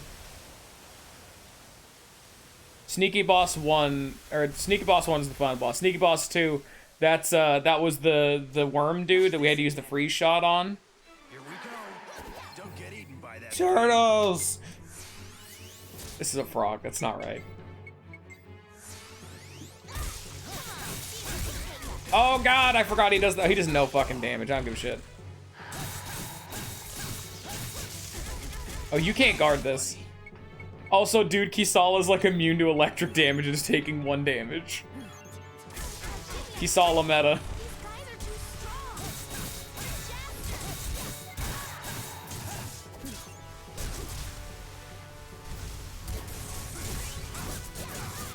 Kisala's actually the worst character in the game. Kisala has... Like Kisala has almost every problem you can think of. She doesn't do very good damage. She has terrible range because she has daggers. She has no projectile. And her attack speed isn't even, like, very high to make up for the fact that she has, like, no damage or range. Because when you think daggers, you think really fast attacks. But no, she doesn't even attack that much. She attacks at about the same rate as every other character. And so she has bad AoE, she has bad range, she has bad damage, she has no projectile, she has a moderate attack speed. None of what Kisala... Like, Kisala's the only one that's just kind of bad. Like, Jaster even has downsides, which is nice. What's going on? Which is why you leverage their downsides with fucking the other characters. Oh, I see now. Multiple times and spaces are mixed up in this ship. Okay, They're frog. on top of each other, which makes their energy unstable. You see? What? Get it? No. So what's your point? So my point is, we don't know what might happen. Well, that's a ghost ship for you. Things happen that common sense could never explain. Kisala's main use is the fact that she is a required party member to use Supernova, which is the strongest AoE in the game. Like, going over all the characters, Kisala's probably the worst. I don't know if I'd be able to, like, laterally rank them in a tier list, because they all have pros and cons. Some of them are just, like, worse than others. Like this example, like Supernova. Look how much damage this thing does. Here's 13,000 damage. That is, like, actually too much damage. That is so much damage, it is just genuinely overkill. I'm helping. Yeah, Kisala really only has the main benefit of being a part of Supernova, that you have to use her. Zegram has that exact same benefit, but Zegram is the second best single target damage dealer in the game, side only to Jaster. But his downsides are that his projectile is only okay. It's not one of the, it's fast, but it doesn't do great damage. So it's like a moderate, it's like a good projectile, not a great one like what Jaster and Steve has. And he doesn't, and his AoE is bad. He only has AoE of lightning, which is, and all of his respective AoEs are kind of just bad. This is gonna be a mimic. Yep. And so his main thing is he's effectively just a single target DPS. Also, his like charge attack to break shields isn't very good either. But you run Zegram to be it, because he's also one of the characters with a damage buff, which is very good.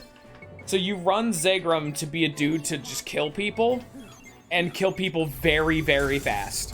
Like, running Zegram because you can never kick Jaster out of the party is a, I want the enemy team dead right fucking now. One guy in particular to be deader than ever before.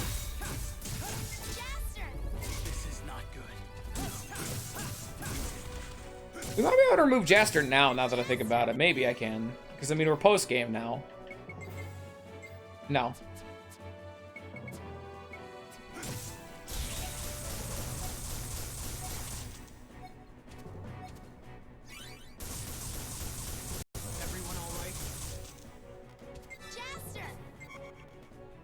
I'll go over them all when the fucking Mimic is dead.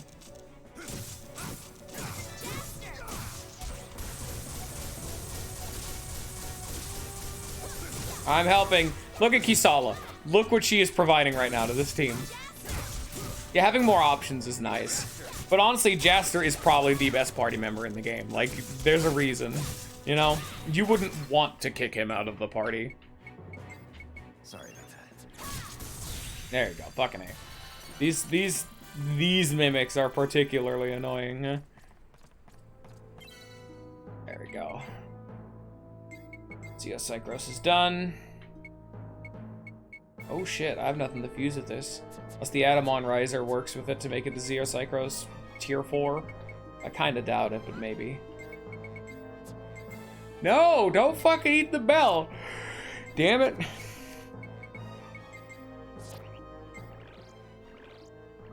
Oh shit, no, that did just work.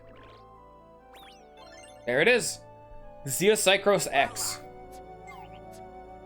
The strongest variant. It looks almost identical to its original version, except now it's like a little more orange, and it's like instead of like gold, and it's a lot more pale, but it's like better.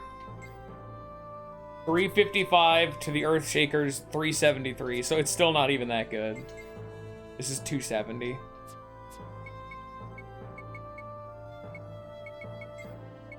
Oh, time to start using some junkers. Here we go. But yeah, Zegrum is a like single target DPS. He's only really good for that. If you want one person dead really, really fast, that's his job. He's bad AoE and bad most other things, but I guess I wouldn't even say bad. They're not great. They're moderate to bad. Like lightning is just bad. Like he does not have a good AoE. Next up is, here, we'll even like swap them out so that way I can like remember them. Next up are Steve and Simon. Simon is the exact opposite of Zegrum. Simon's entire job is, I want every single enemy on screen dead all at the same time. Like, I've shown it off time and time again, but Simon's Missile Squall, which, by the way, is used obsessively in the final boss. I'm not gonna tell you guys where, but let me tell you, Simon is one of the best party members in the game for that purpose, because Simon's whole thing is he's meant to be good in hallway fights. Like, he's not very good with bosses, because his main benefit is just Missile Squall. It is one skill that is so fucking good, it makes him as a character.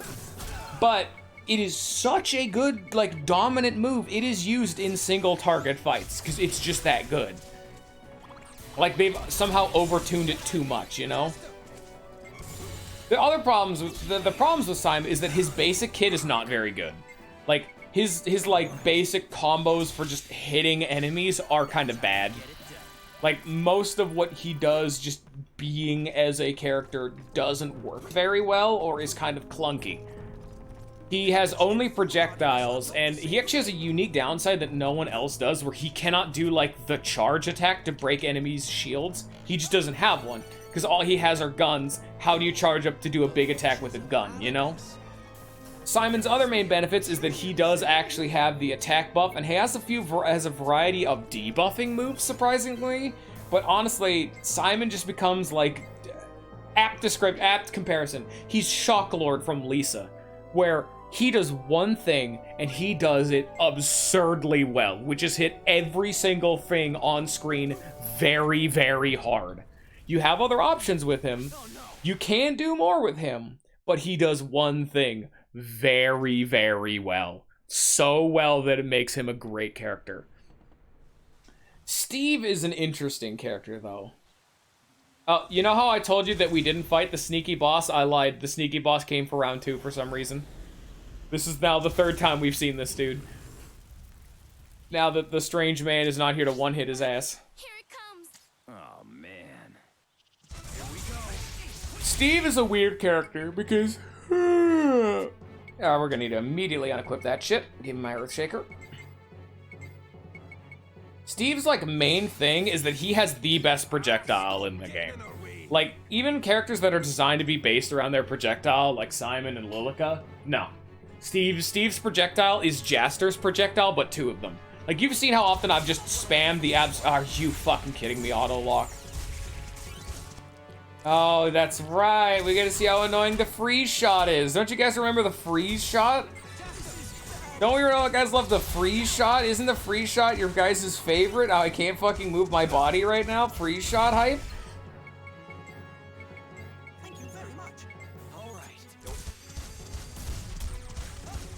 And how I keep fucking auto-locking onto the little wormy fuckers because this boss is running away from me. There we go.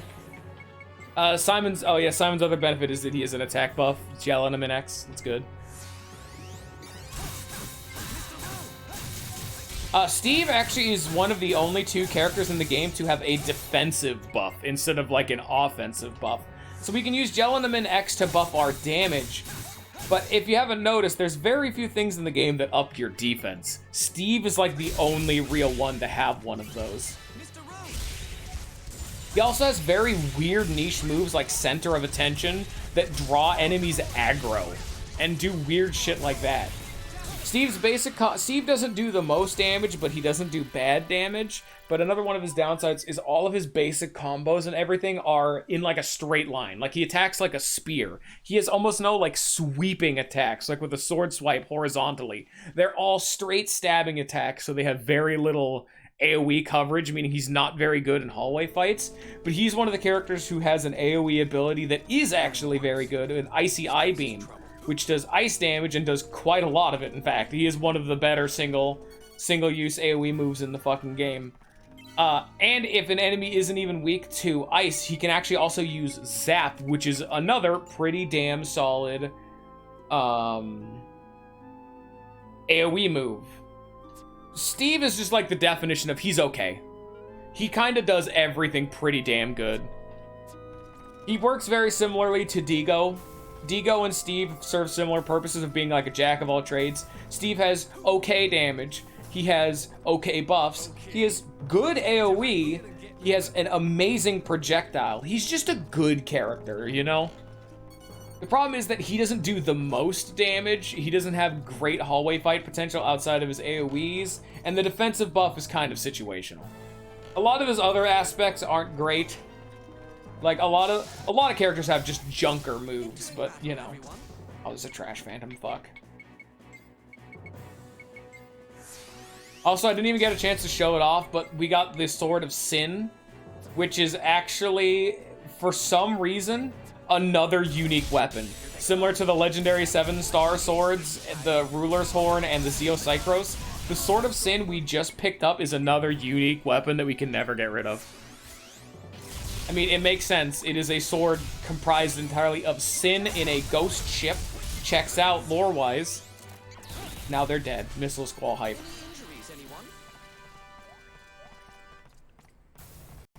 Oh shit, cutscene. God damn it. Oh, there he is again. Oh, it's you again. So, you guys are looking for Erebus's treasure too, huh? Why? Are you? Yeah, something like that, I guess. And you guys are getting in my way. I'm sure you can understand. I don't feel like going up against amateurs, and I certainly don't want to see you wandering around. So I think I'll take care of you right here and now. It won't be that easy. Oh fuck, run. Steve's dead. Hey guys, wanna see something fun? Did 499 damage, 458 damage, instantly dead. Literally just like one comboed my ass because it was a stun. Simon just took half his health. He just punched him, did 300 damage. Simon's dead.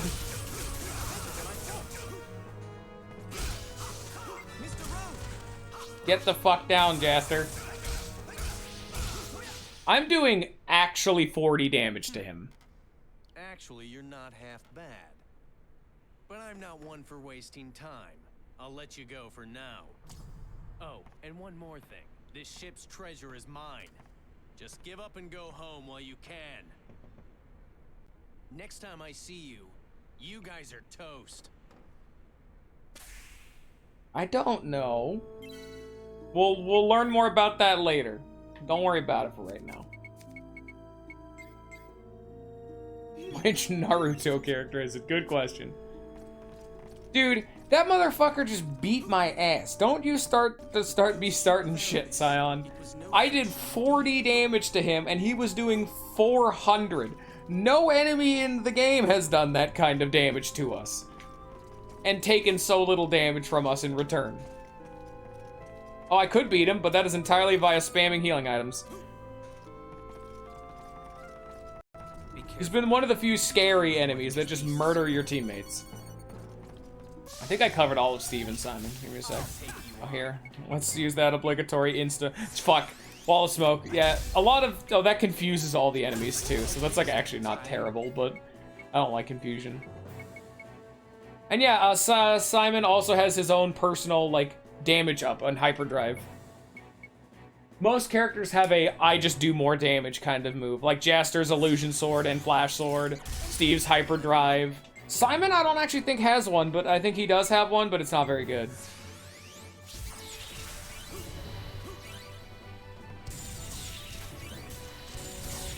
There we go. Those guys were no challenge at all.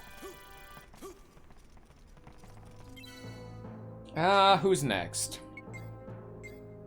Next would be Lilica and Jupas. Lilica is weird. Lilica is another one of the characters I don't consider to be very good. Her whole gimmick is that she's meant to be like a projectile expert because she's the only character that has the unique property of her charged attack that can break shields is bound to her bow instead of her like melee weapon. So if you're ever in control of an AI, she'll actually a lot of the time instantly break the barrier shield shit of an enemy before you can even move properly. But beyond that, her projectile is kind of slow and doesn't let her move a whole lot with it. It doesn't do the most damage of all the projectiles because a lot of the time what you need in a projectile is to hit fast and hit for a lot of damage and hit fast. Lilica hits for a lot of damage but doesn't attack very fast. Whereas someone like Jaster hits for a decent chunk of damage but hits really fast so you can like stun lock an enemy in a corner. Lilica just cannot do that. And Lilica's melee weapon has the same exact problem as Kisala, where it is low range, moderate damage, almost no AoE capabilities. It's still better than Kisala's because she does actually swing it horizontally, but it's still not great.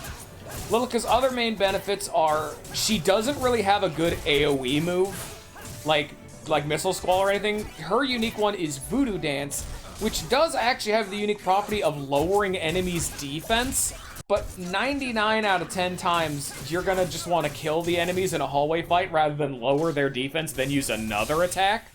So she's at least not terrible AoE-wise, but she pretty much guarantees you're gonna need someone else to follow her up. The one good thing that she does have, though, is that she's one of the only characters to have her unique buff, like Flash Sword or Illusion Sword and all that shit. Hers is actually specifically to her bow and arrow in, well, Blast Arrow. And she also has one specifically for her melee weapon, so she can actually specialize in one or the other as you need in each situation. And she has, like, the obligatory, oh, here's a damage up for the whole party in Warrior God's Cry. So she's actually not terrible. She has a lot of utility and can really fit a lot of different roles, but a lot of the time, you don't need she's not a jack of all trades, she's a character that has a lot of tools in her arsenal to cover a lot of situations, but a lot of the situations she can cover for, other people can handle instead, you know? Someone like Digo and Steve are jack of all trades where they can do just kind of everything. Lilica can specialize depending on the fight, but it's not great, but it's not bad either. Like, the only character I would say is kind of just bad is Kisala. Kisala really just exists for Supernova. Supernova is the exact same argument for Simon, where it is such a stupidly good AoE move, there's an argument to be made for running characters just for it, but Simon has other things going for him, and Simon doesn't also require you to forcibly draft another person alongside them, because if you use Kisala, you also have access to Fated Passion, which is also a good AoE move, but then it becomes redundant because you could just use Supernova, so Kisala's weird. Then we have Jupas, who is the AoE god. All of his he does one of the least damage of all of your party members, but all of his attacks are with a spear, funnily enough, but they're massive sweeping horizontal strikes. So if you are in the middle of a fight, you are 9 times out of 10 hitting like 3 people every time he attacks. So he can stun lock the fuck out of people just with his basic ass combo. And because his basic combo is actually relatively fast, he can actually be very evasive because he has long range and the ability to play keep away with his, like, large horizontal swings, relatively fast attack speed, long range. You can actually play mid-range with him like you would with an actual spear. It's kind of neat. It actually means controlling Jupus is a bit more effective than the AI can do with him. Jupus's other main benefits are he is the best person in the game at type coverage. He has more AoE moves that cover every single element. He has Yo-Yo Shock for electric, 5-alarm fire for fire, Tornado Dance for wind, and Terrible Tune for some other element that I'm forgetting off the top of my head. All of them do good damage too. So you're not even just using him for like an obligatory elemental weakness. He's literally just better than a lot of other people's AoE. His AoEs are really fucking good. He also has an attack buff, which is one of the weaker ones. Speaking of the defense down here, let's try that out. Here's Voodoo Dance. I actually don't even know how well it works on bosses is the thing. I think the defense down did indeed fucking work. Holy shit. God damn. Jupus is not one that people recommend for boss fights because a lot of his toolkit is designed for hallway fights, but he has enough going on for boss fights that makes me still want to use him. Like, he's actually the only other character to have a based projectile buff with Crash Ball, which completely changes how his projectile works. Also, Terrible Tune does ice damage and wind damage, apparently. That's what its element was. Honestly, Jupus is one of the only characters that, like, every single move he has a purpose. A lot of people have, like, just outright bad skills that you never want to use, but almost all of Jupus's skills are good. Like, the only one that's, like, a minor exception is Patui, but that still paralyzes every single enemy on screen, so you can definitely find some use out of it. Like, I don't think I'd ever call an AoE paralysis bad, just not universally applicable, you know? A lot of people don't like Jupus as much. Jupus is probably my favorite character. I love the little bastard. He's fucking great. Then finally we have Digo, who I've kind of talked about occasionally, but he is the jack of all trades. He does absolutely everything. He does good damage, not great damage, but good damage. He has good AoE, not great AoE, but good AoE. Like, all of his attacks are large horizontal swings hitting multiple enemies kind of shit. He has good AoE damage with his Wonder Howl, but not great. Speaking of Wonder Howl, here, let's try it out. He has okay debuffs, not great. He has okay buffs that aren't great, because he has Bone Shield, which is a defense up, but he has no way of upping attack. So that's why his buffs are only okay, not great. Like, literally, that's just Digo to a fucking T. And the other big problem with him is that oh, I never actually talked about Jupus's projectile, but I'll get into that in a second. Digo and Jupus's projectiles aren't amazing, but they serve a purpose. Digo's is one of those weapons that he has two different projectile types depending on the weapon you give him. One of them is a rapid-fire machine gun that attacks stupidly fast but does almost no damage. That one's actually better than the one that is considered to be his ultimate weapon, which is a triple-shot rocket launcher. It's still a good projectile, and so I'm going to keep it on him, but I'd more so like the machine gun because it just pushes an enemy back really far away, letting you, like, isolate an enemy.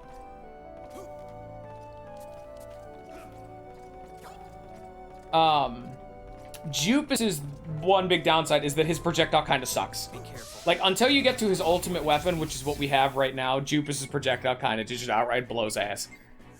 Not when he's fucking flash bomb. God damn it. Welcome to. I hope you guys aren't watching this at nighttime.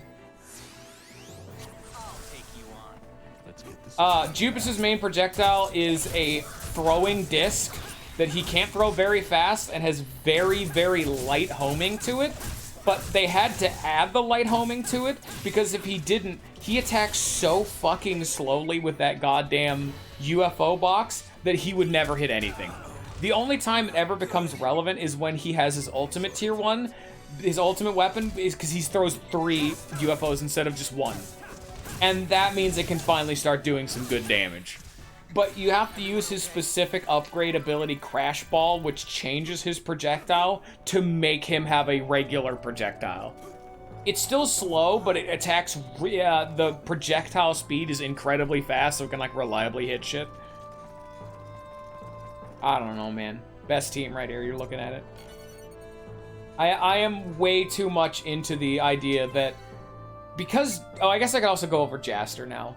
Jaster, the final character, is probably the best character in the game, but does actually have downsides. Like, it's like, you would not build a team of just 5 or 3 Jasters, you know? Not what you would want to do with your life. Give me just a sec. Jaster's whole thing is that he is the best DPS in the entire game. As you guys have seen, if you have one of your teammates pop an attack up, you pop Illusion Sword, like, fucking, my god, every single enemy just instantly dies. There is a very good reason why I keep relying on this strategy and why I don't value teammates that are specifically boss killers as high enough, because Jaster is the boss killer, you know? I value teammates that can handle hallway fights where Jaster's like absurd single target DPS isn't as valid, because Jaster's downsides is that he has bad AoE DPS. He has very good like a basic attack combo because he has a lot of large sweeping horizontal swings, and during all of them he takes a step forward, so he has decent ass like field coverage. But the problem with it is that his AoE move, and I do mean move, is Desert Wind. And that was the best AoE early on in the game, but now that we're at this point of the game, it is probably like top 3-4 worst ones in the entire game. Desert Wind does fucking nothing for him at this point. You use Desert Wind because you have to. His other moves are Fated Passion, which is effectively just Kisala's move, because Fated Passion requires him and Kisala. But, oh fuck yeah, Serpentine Arrow number 2. Speaking of buffs to her projectiles, kind of forgot about Serpentine Arrow. It's another projectile buff. You just use Blast Arrow. There you go, that's Serpentine Arrow in a nutshell.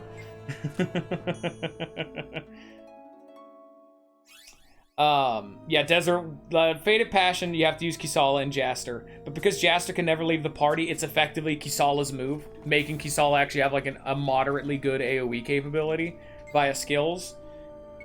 The other thing he has going for them is he has the like second best projectile in the entire game. It's very accurate, the projectiles are fast, it does good damage, it doesn't take too long to reload, you can fire it a lot, you can fire it fast, like it does everything you need a projectile to do.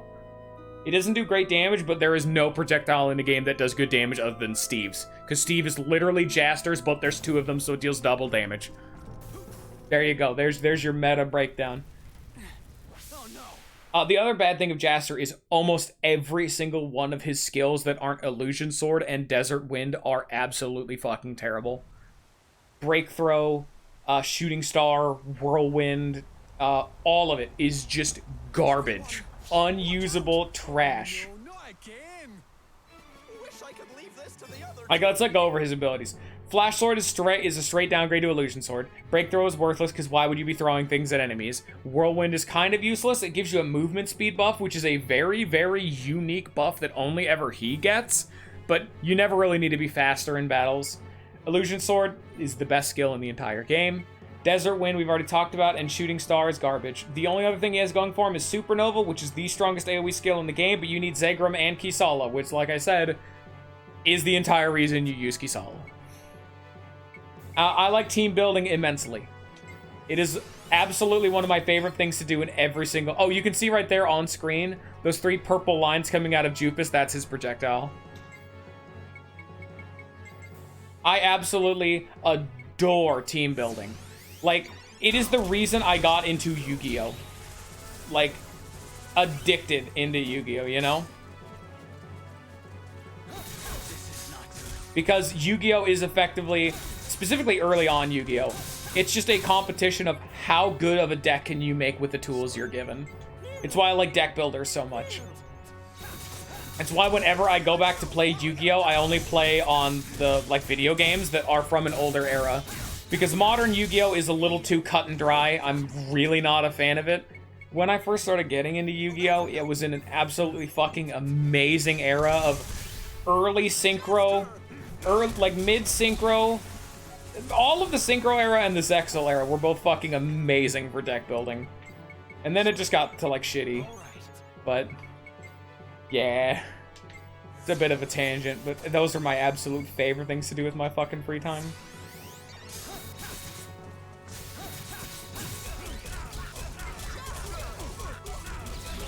I don't know what the fuck he's doing, but it's annoying.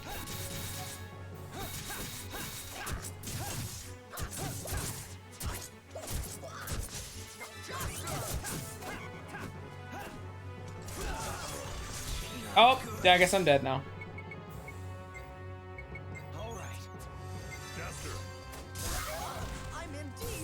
Gun. Dead. Told you his gun is very, very good. We're gonna use Lilica and Kisala because they're a level lower than everyone else.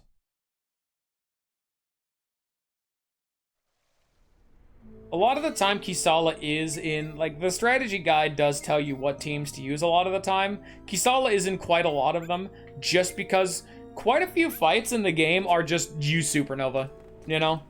Supernova is a meta-defining move. We still haven't gotten all the way in yet?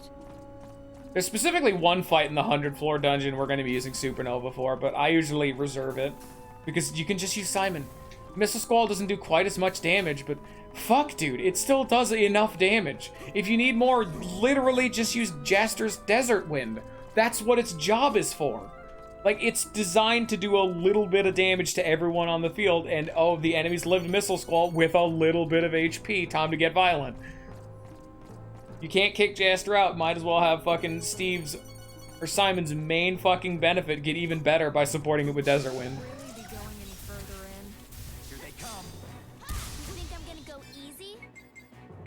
Back to the Duke Nightmare.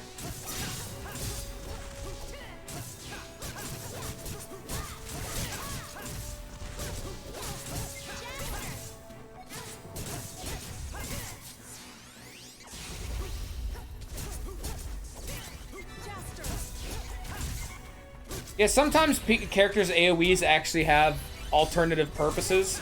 Like, Steve's Icy Eye Beam can freeze all the enemies. Lilica's Starshine can set all the enemies on fire. Zegrum's Lightning can stun all the enemies. Those are typically nice, but not mandatory. Whereas, like, that's the main thing with Missile Squall. It doesn't have any beneficial effect. It just does a fuckload of damage. Why do you think I spent so much time in Persona 4? Oh, shit. There he is. Around, huh? Didn't I tell you to just give up? Fine. If you don't understand, then I guess I'll just have to beat it into you.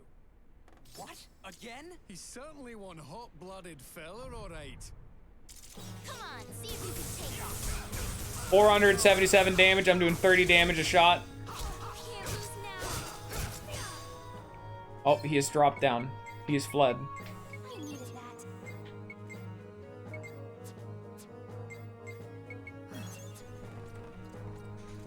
Fuck that. I'm not coming down there. Now I am. Oh, that was cool. Blast arrow.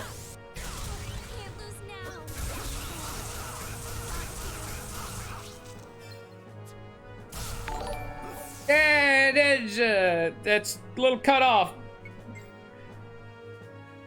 Great Ninja Gaming G.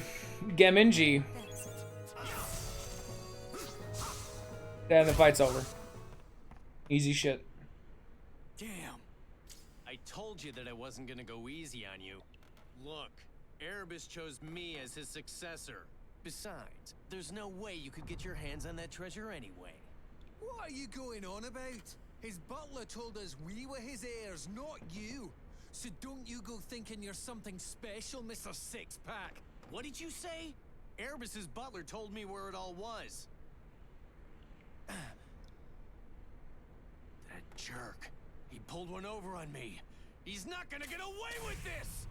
I figured this was too good to be true. How could we have been picked as Erebus's heirs? We have no connection to the guy whatsoever. That butler must have some other motives. If we keep going, we might fall victim to some trap. You sure you still want to keep going? If worst comes to worst, we grab the treasure and run. Come on, let's keep moving. I figured you would say that. Nice. There's something about that guy. By the way, those fights with the mysterious young man, are you fucking kidding me? Because we haven't technically won the day yet. Canonically, you go back in time, like everything that's happening takes place before we fucking finish the final boss. Because when you beat the game, you reload your final save. So, for example, we're doing all of this while Mother's still just out there. We're effectively just dicking around. We just decided to leave. It's one of those things, it's literally a post-game dungeon. We don't think about it too much. Yo, Lilica, you said use resurrection. Why did you not use the fucking resurrect, you bitch?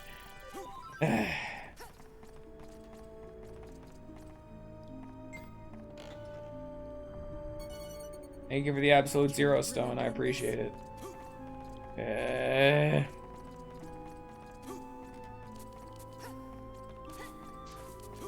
Literally nobody saw it. Like, Lollifant was here, but he saw the first two phases, which, hey, there's a lot of those. He saw the first two phases, said, I'm gonna go get something to eat real fast. This should probably take a while. He got back and the end credits were rolling, pretty much. So I guess everyone's a VOD friend.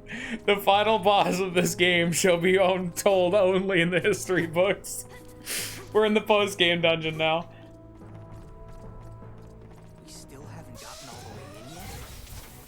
Hello, Moon Moon. I don't know what the hell you are. Here's a Faded Passion. I should have done this in the reverse order, but I don't care. Here they come.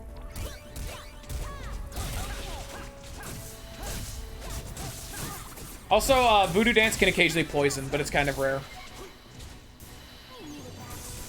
Fuck you, Moon Moon. Those guys were no challenge. Dude, who even fucking likes Moon Moon, huh? No one. And if you say you do, you're lying. We're gonna have trouble getting through here. Nothing but tough guys, huh?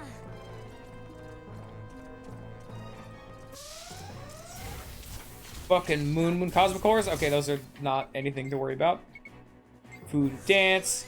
Lower their defense. And then you hit it with the Faded Passion to do big damage, and they're dead now. See, it's all about order of operations. Now that I did it in the proper way, the enemies just die.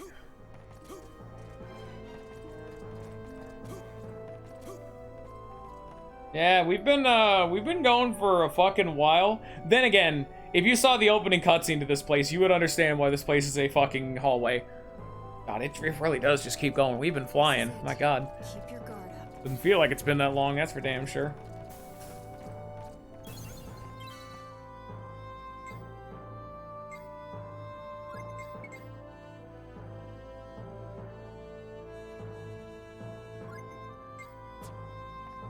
Ghost ship content.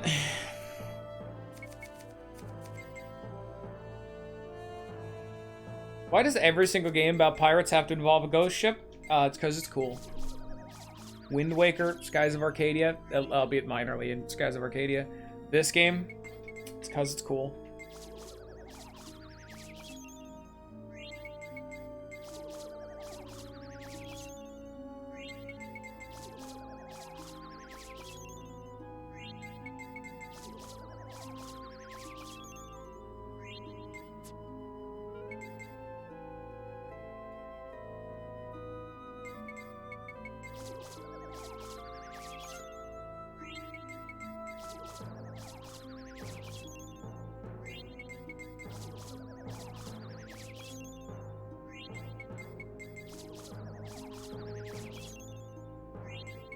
God, he's only at 78, Jesus. All right, another boss, another time. Oh no! Group is transported deep into distant memories. This is the only one that's technically optional. If you had not been doing the quarries, you would never have seen this boss before. But again, this is the only quarry that had a unique model. This isn't good. Here we go. God, you know how fucking confused you'd be if you got here because of this shit? Luckily, this enemy is weak to fire. Guess what element this sword is? Oh, yeah.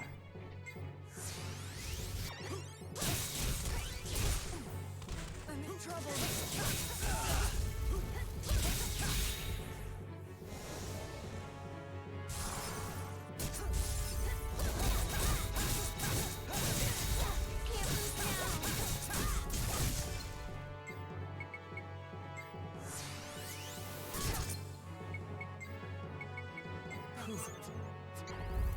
I'm on fire!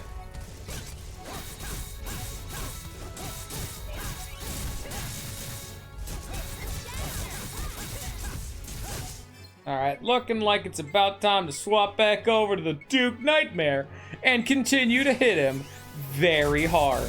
And by that I mean not very hard because the Duke Nightmare 2 kind of sucks. Ow.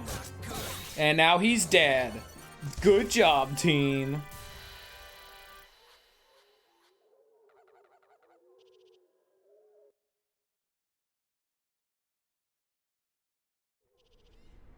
There we go. Mission complete. I have any friends?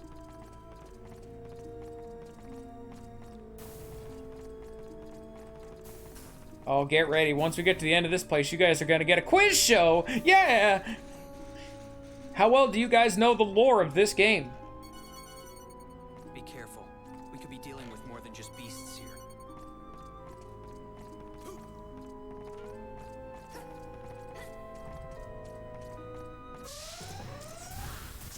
I'll take you on. Oh, fuck, they have barriers. God damn it.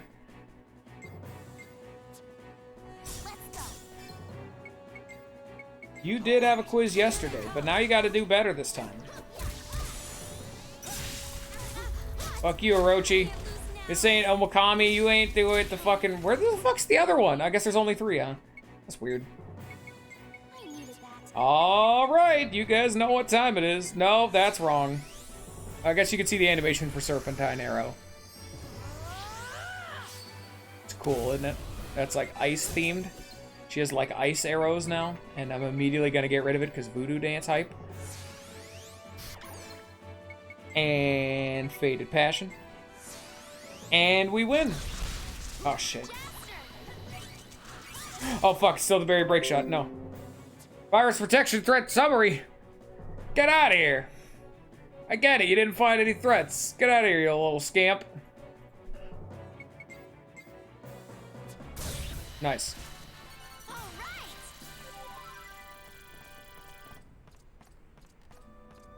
Gonna be a fucking mimic, isn't it? God damn it. There's so many fucking mimics. Here we go.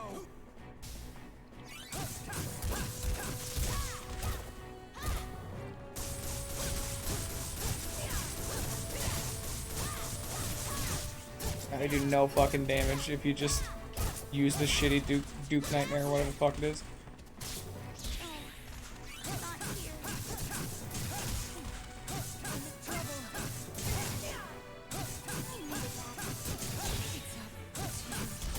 Ow. My game plan has failed me. My game plan to not care all that much and just continue to hit him until he died or I died. Actually worked swimmingly now that, considering the fact I expected to die. Alright, I guess you want to die now. God, I hate these fucking mimics now. Mimics are a fun mechanic if used sparingly. Not that there has been 2 of them every single floor of this dungeon thus far. Fuck off. At least they give a bunch of XP, but ugh. Oh, swords max, nice. I don't have anything to fuse with the Duke Nightmare, but we can at least start maxing out the other ones for right now. Anyway, yeah, here is the first sword that is actually a replacement for the Earthshaker, the Sword of Sin, that at rank 1 is only 63 power weaker than the Earthshaker. We're gonna hold on to that one, though. We are, instead of doing that, because we are going to now level up Ixion, just because we gotta get them all maxed eventually, just because it's fun. I doubt can do anything to that butler, but Butler butt?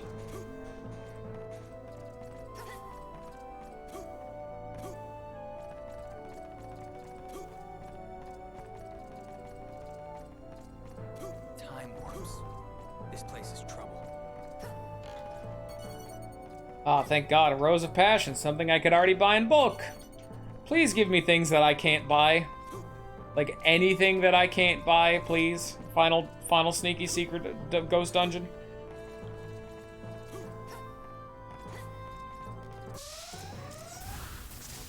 Do you guys fucking mind? They're homies?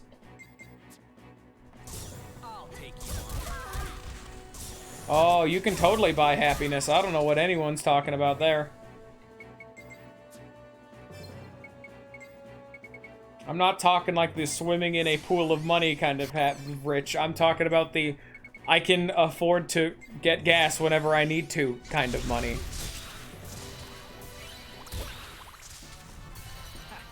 Those guys were no challenge at all. That guy, did he come on board by himself?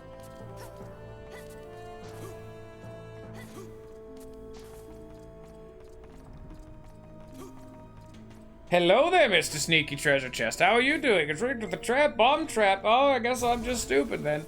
There goes my AP, Sealing Sun Spirit. I can buy those though. Great, thanks. I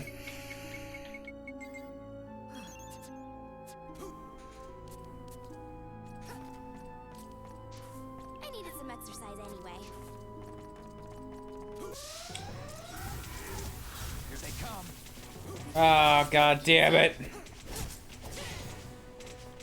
These are the fucking Deimos dudes. These are King Deimos now. God damn it. Fuck these guys. These are the dudes in fucking Mother's Lair. Assholes. Luckily the Ixion, like, electrocutes enemies. That's pretty fun. Oh, get off the box, asshole. Ow, ow, okay.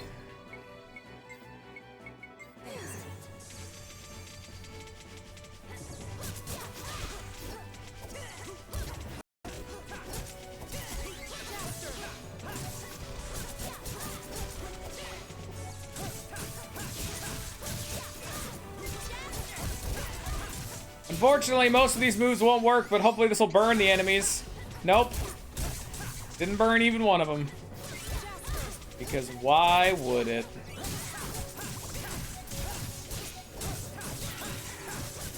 Here, I'll just let him rot for right now because he's electrocuting and taking constant damage. Burning Strike, sure. Just kill one of them, Kisala, for the love of God. Have one of them stop being alive, please. Bam. Thank you. There, now two of them are electrocuted. They're taking constant damage. They'll die eventually. You, Kisala, you slow bitch. I told her to use a tri-heal. Like 3 full-ass seconds goes by. Then she pops it right as I die.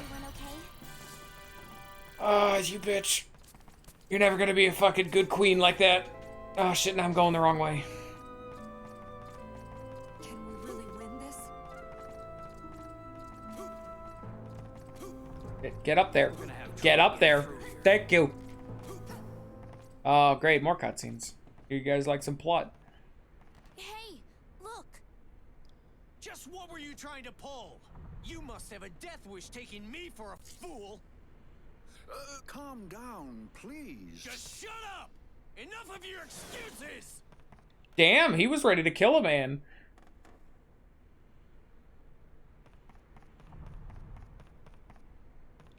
Hold on a sec. He must have a reason for doing this. Let's hear what he has to say. What is up? You probably mean Sebastian, yeah. Sebastian's just having a good time. To you, but you've misunderstood my intentions.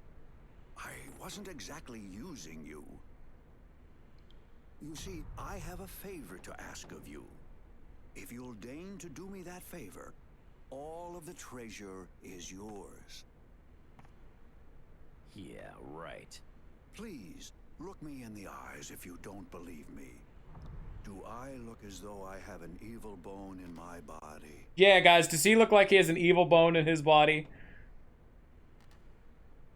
Yes. Yep, sure do. Yep. Anyway, you want the treasure, don't you? The Master's treasure is deep within this ship. Go now. Be on your way. And hurry. Fine. Whatever. Traps or no traps, I'm gonna get to that treasure.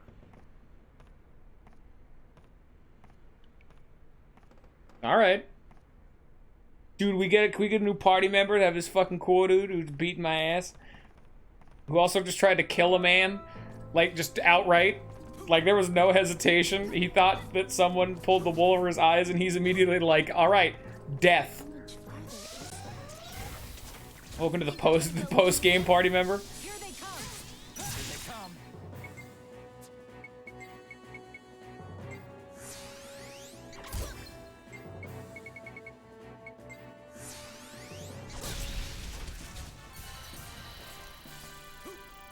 I knew we were gonna win. Hey, don't be a mimic. Don't be a mimic. Don't be a mimic. Thank you. He gave me an Edencia, which is not worth being underneath the sun key. Not a good way in,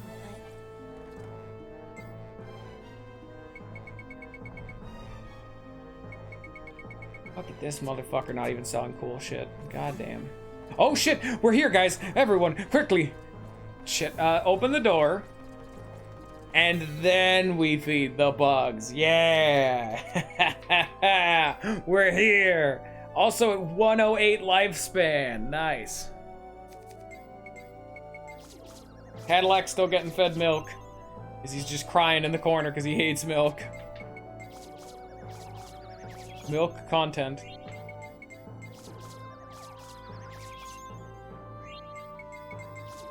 Also banana content. Just a lot of bananas. Cadillac is so fucking upset, dude. Cadillac's the only one whose stats still sucks. He just is forced to eat fucking milk all day. Everyone else is just loving the bananas. Living life large with bananas.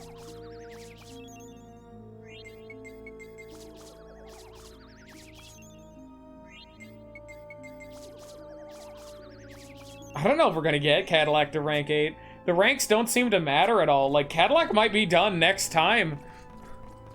Like, well, we need to get him to 999 HP, so we got other treasure chests on this planet, air quotes, nudge, nudge, wink, wink. So yes, we're gonna have to go back through here too, but this place is pretty damn short, so it won't take that long.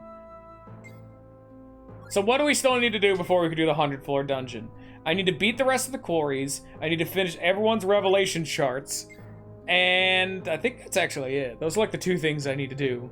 But to help out with that, I'm gonna go grab all the treasure chests to fill out the revelation chart. And then, oh shit, look at all of this, huh? Ain't that all pretty? Damn. That's like it. Yeah, I know, but it's gonna take fucking like 2 whole ass streams, 2 or 3, to get all that shit done. Now, the 100 floor dungeon will be afterwards. Hello. Who are you? I am Erebus, owner of this ship. And who, pray tell, are you? No. Don't tell me. I already know. You're after my treasure too, aren't you? Well, I won't give it to you. This treasure is mine. It's all mine. Okay. Doesn't seem like we're getting anywhere here. Something's obviously controlling him. The Master was never like that. This isn't him at all. Please, I beg of you, save my Master. Free him from this existence. Come on, see if you can. Here we go.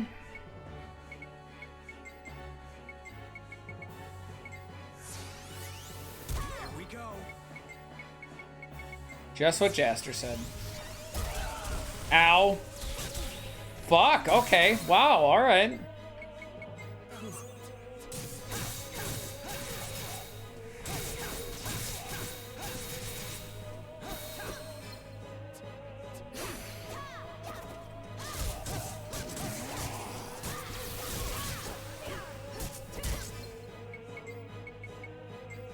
Got this far in, still the Earth Shaker, huh?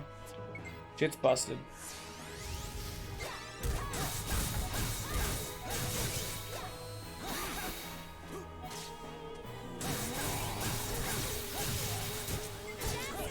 Oh, okay. I mean, I did just beat him up for a while. He was almost dead, so I guess the fight will just end early. Nice.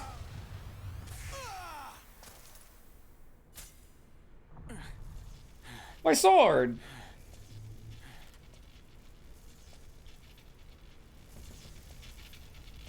This is the end!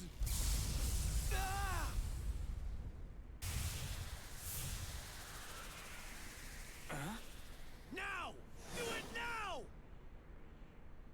Got it.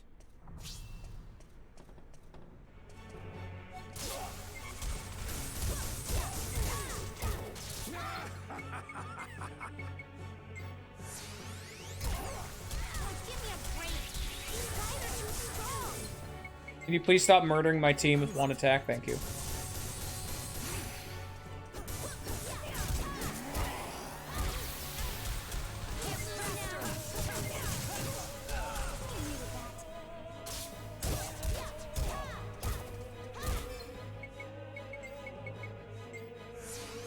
I'm gonna beat your ass, homie. With a gun, because your defense is lowered.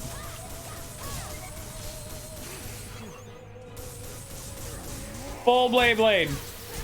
Beyblade, let it rip! No, that's the wrong one. There it is. Ow.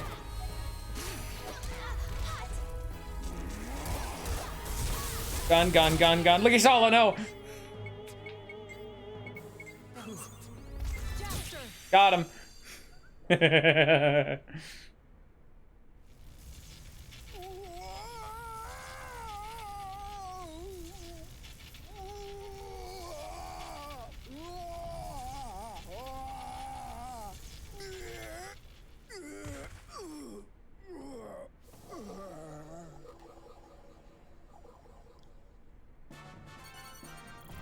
Get fucked, old man.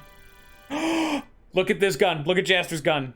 That is what happens when you max out every single elemental stat on a gun. That gun can now no longer get any better. You have mastered the weapon, and now it finally does full damage. Mastered. Look at that. It took more than the full ass game to finally master a weapon. It takes a long fucking time. Master Erebus, I see you're finally on your way. I'm so glad. Please, allow me to accompany you. Thanks to all of you, my master has been freed from his suffering. We've been possessed by that black shadow for so long. That's what kept us tied to this ship. But finally, after all these years, we've been freed from our cursed existence. Words cannot begin to express how truly grateful I am. As promised, the treasure is yours. After all, we have no use for it now.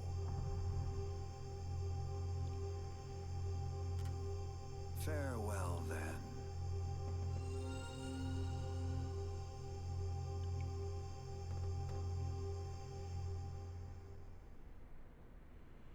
So Sebastian was just trying to free Erebus from his curse. Huh. Isn't that great? It worked out just like he wanted. Well, anyway. How do you want to divide up this treasure? Even if we split it down the middle, there'll be more than enough for everyone.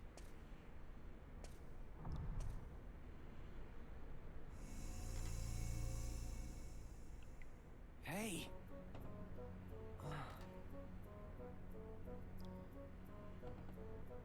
What do you know? I guess this is as far as I go. And here I thought that treasure was gonna be mine. Must not be my day.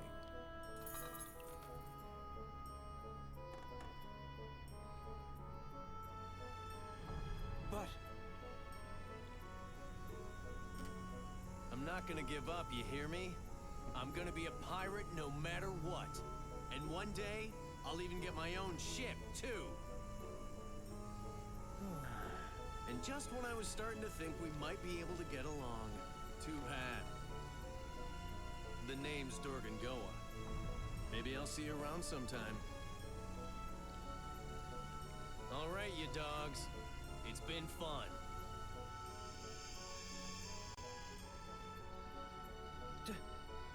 Dorgangoa? What's going on? That must have been an apparition.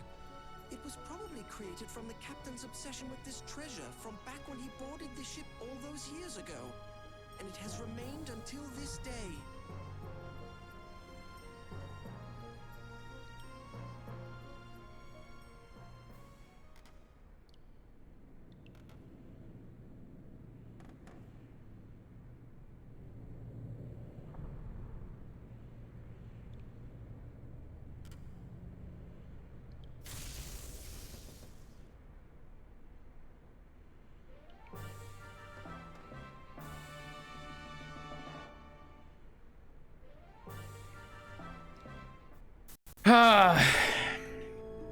There we go. Watch this, everybody. Want to see the magic?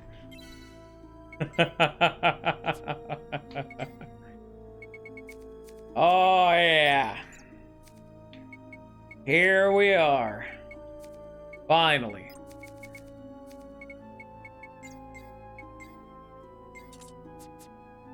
He's the captain now.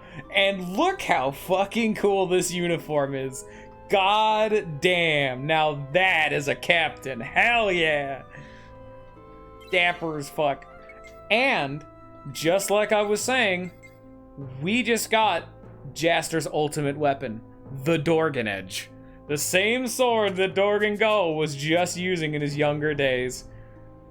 Get a good look at this, because this is capped out Jaster max fucking potential right here. At least until we get the sword maxed out. But, oh, hell yeah, alright. There's also some really fucking cool bugs you can catch here, if I remember correctly. This is like, one of the better places for them. But, like I said earlier, I'm gonna try to max out all the other weapons first. You know, have it be fun. We'll save the Dorgan Edge for the very end. Because look at that. Just base form Dorgan Edge is only 3 power lower than the Earthshaker. God damn. And that also is kind of why Dorgangoa doesn't ever help our ass. He doesn't fucking need to. He's just better than all of us anyway. But before we head on out of this place, you guys want to see something cool? Now guys, I have a question. Where's the 100th floor dungeon though?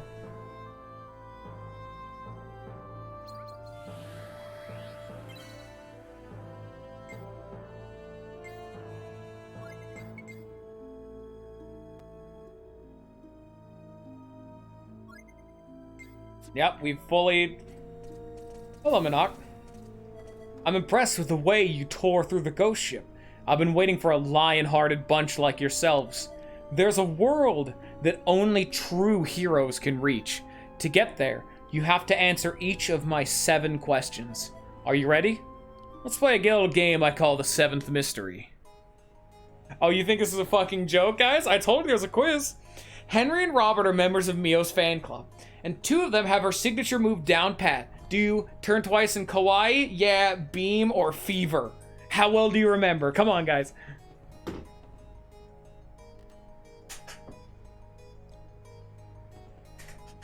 No looking it up. Scion? You want to chime in? Come on, Scion. Ouch, shit, my phone. Ow. Owie. Is my phone okay? Okay, my phone's okay. Now Scion died, but give me a sec. I gotta open up the fucking book anyway. I'm not gonna give you guys the answer straight away. We gotta do this a few times. And of course, this is one of the places where they're saying, no, you gotta get it fucking right. You can't get a single one of these fucking questions wrong. That's for damn sure. Alright, here we are. Let's say Beam. One of Kisala's abilities is Deadly Stench. wherein she lobs one of Dorgangoa's socks at a foe. If the enemy doesn't die, it becomes unconscious, dazed, confused, or poisoned.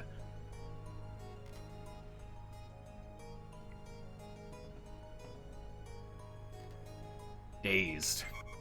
What is Dr. Picacho's full name? Donald, Harold, Gerald, or Leonard?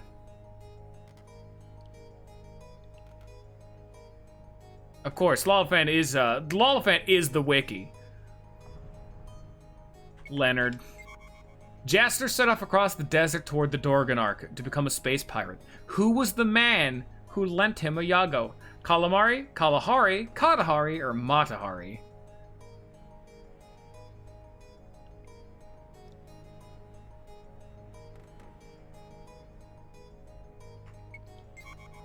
You got through Erebus's ghost ship not too long ago, right? So which one of these didn't show up while you were there? The Individer, Beast Leone, Mud Whooper, or Sand Kraken?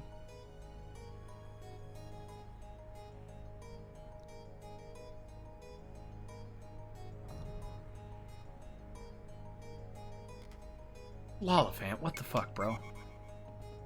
What's the name of the android insector invented by Dr. Picacho? Wait, what? White Emperor, White Miracle, White Future, White Hope.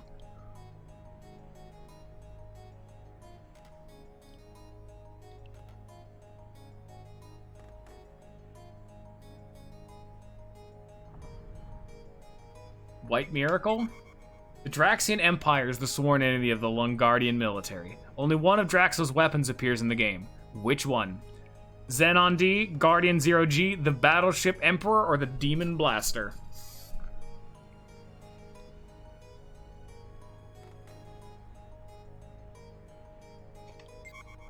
You only got 2 out of 7 right. Have another try. You actually were totally right. What is the model number of Ragnar, the Marla Glendon multi-purpose android you met in the Silvazar Desert Labyrinth? It doesn't even tell you which ones. Bro, you don't get fucking the same questions. What, do you think this is gonna be fucking easy? Mid. We'll say this one. What color of the pattern of the Berkoquin Chief Ugozi's loincloth?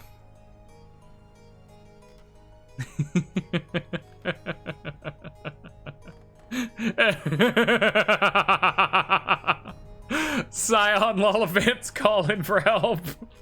Ask the audience.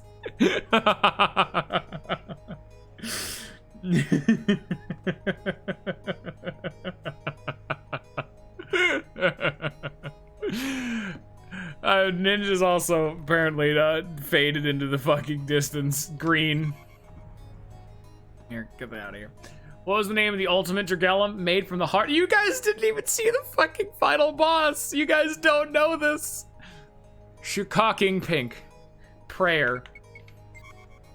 The secret behind Mancha's luxurious coat is a balanced diet and 3 hours of bathing, shopping, napping, or exercise. Napping. Which one of these people seems to have no interest in the Insectron? Dr. Picacho, Inspector Czar, Professor Ezel, or Chief Ugozi? Well, if you've been paying attention to this far, you can knock off at least 2 of these.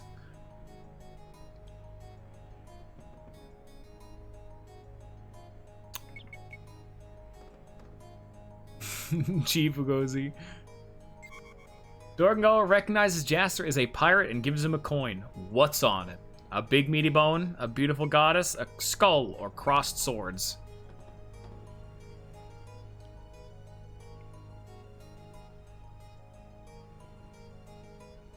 Well, you can knock off Dr. Picacho because we just got a fucking question saying Picacho's invented a robotic insector, and the Captain Star from the police force is one of our opponents in like tournament rank B.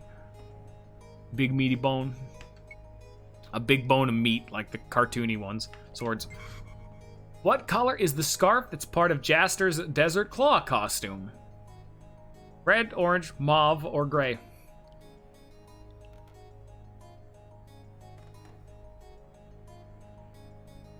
By the way, how many questions are there in this fucking thing? He has quite a fucking lot of potential questions he can ask you, by the way. What, you got one right. All right, son, I'm gonna need you to step in and try some of these, because fucking A, dude.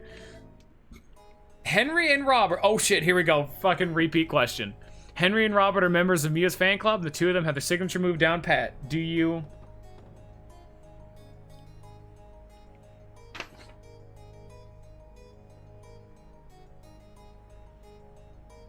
Zion?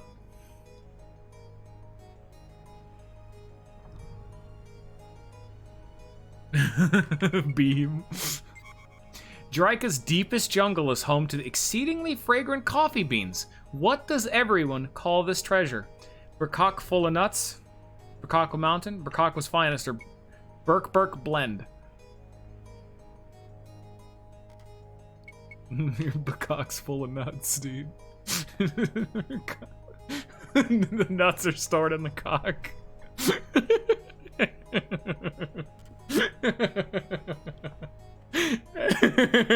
Mountain. Mio is Zerard's favorite super idol. Who was the following was the first to become a member of her fan club? Nuts are stored in the cock.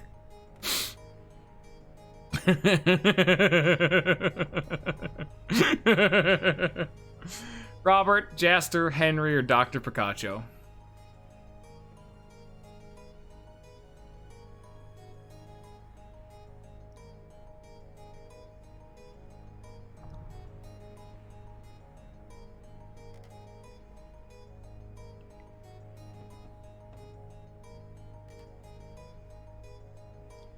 Robert?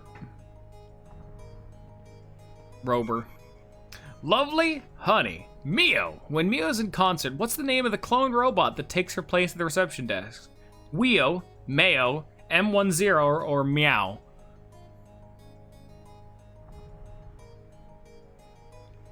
Robert and Henry were the two fucking guards that showed up to Mio on the first day. Like when we first got there. And I can tell you fucking right now, you got it wrong. Because one of them had like a triple digit one, and she got like impressed that they had such a low number. And then when Jaster joined, he had like a 5-digit number. Because that one is a very rare scene, and it's kind of implied, but you actually saw it during one of the Steve cutscenes, that Mio and Dr. Picacho are very close friends, because Mio was Mark, Picacho's dead son, childhood friend, and would regularly go over to visit. So obviously you can kind of infer off that one. Weo. The hunter, Tamara Panola, is right up there in the ranks. When she's on the prowl, you can usually find her Draika Spaceport, Zerard Spaceport, Rosa Spaceport, or Verdan Spaceport.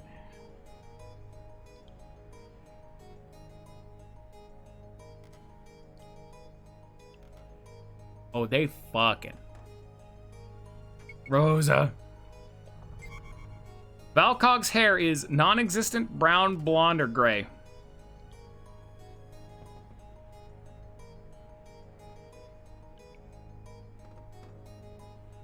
Here, you know, because you guys got this wrong, the next time through, I'll give you one freebie. You guys, I'll start giving you guys lifelines. If you guys ever don't know a question, just punch out. But after we finish this, come on, guys, you gotta answer the question first, though. Brown. Mysterious prisoner you meet in Rosacaster Prison is actually who? Admiral Barange, Admiral Panarge, Admiral Bunarge, or Admiral Bankarge? Bankarge is me. I'm there.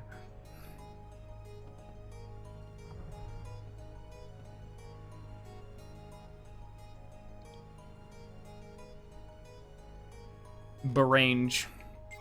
No. It was Banarge. These blushing newlyweds actually came to Mina for their honeymoon. Prams and Lisa Marie, Brams and Rosemarie, Brams and Haida Marie, or Tima and Santine.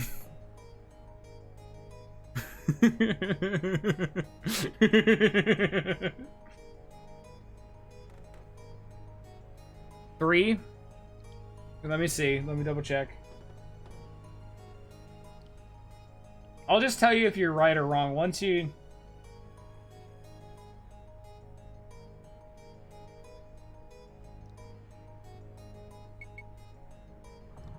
you got that one right. It's Brams and Haida Marie.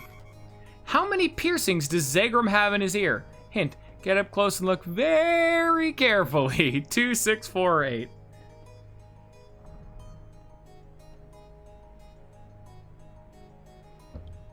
So you're saying 4? Unfortunately, the answer was 2. Jaster defeated the first quarry, the Scorching Alchemist, in the Solgen residential area. How many points did he earn? I'm just gonna tell you when you got what the correct answer is at this point. Because that way, if we ever get a repeat question, you should know the answer now. Because, I mean, some of these you're just never gonna know, you know? 200, yay! 20k. I'm gonna assume that that smiley face is meant to be heavily sarcastic. We're gonna go with 20k, which I think is the right answer. I didn't actually double check. Let me see. I don't think it's on this page. I have to go to the previous page and I'm lazy. Who is the eternal rock star everyone talks about? The Mina Power Station Plasma. Great Balls of Fire, Safari Scone, or Canyon? Balls. It was in fact 20,000, by the way.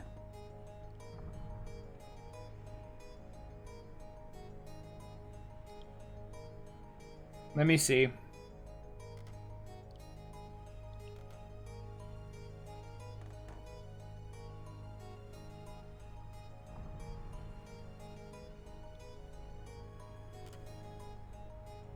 Where the fuck is it?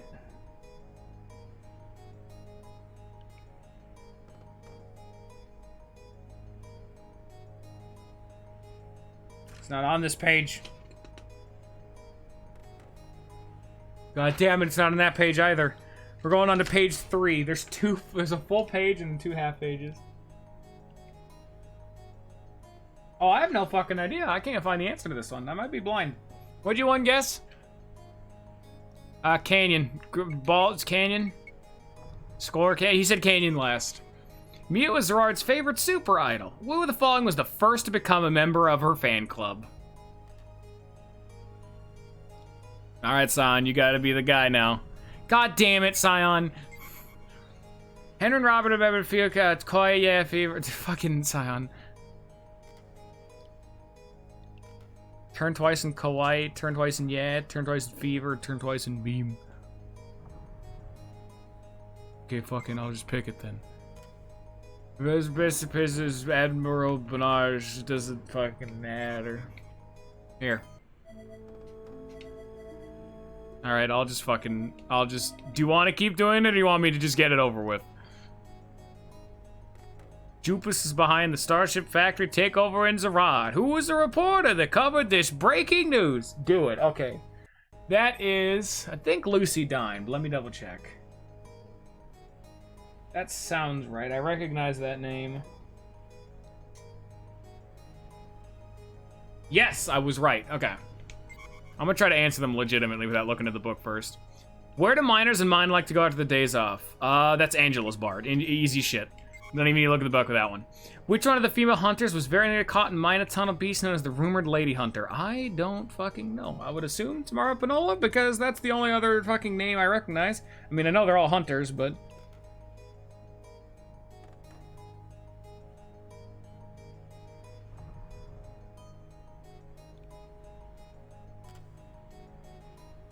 I was right. It is Tamara Panola.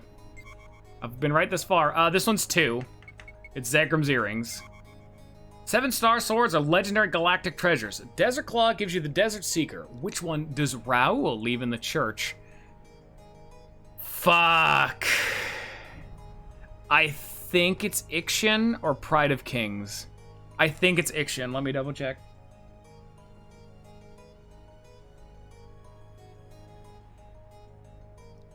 Thus far, I haven't gotten one wrong. I just have to double check in the book to make sure I'm right.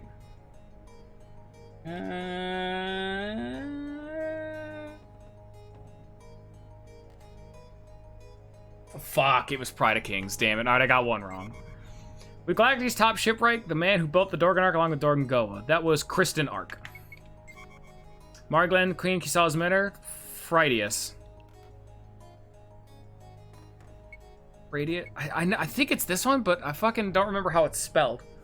Goddamn names. Alright, let's see here. Let's double check the spelling.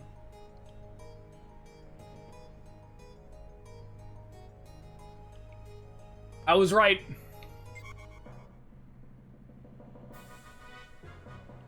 They have a bunch of fun questions. Shut the fuck up, did ya? Names are exempt from that rule, you know that. You got the key to the underworld. Oh, thank you. Nice.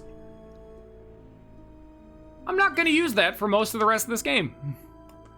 Cause, I guess fucking what? That's not, ooh, man. Oh, it's not time for that yet. Oh, no siree. I can get rid of this. That shit out of here. Hey, that's fucking spooky. I'm gonna put it right here. Right on the refrigerator. And if we stand here, it's the ghost ships for true adventures only for first key to the underworld. I'm not doing that. That's your fucking 100th floor dungeon. Be careful. We could be dealing with more than just beasts here.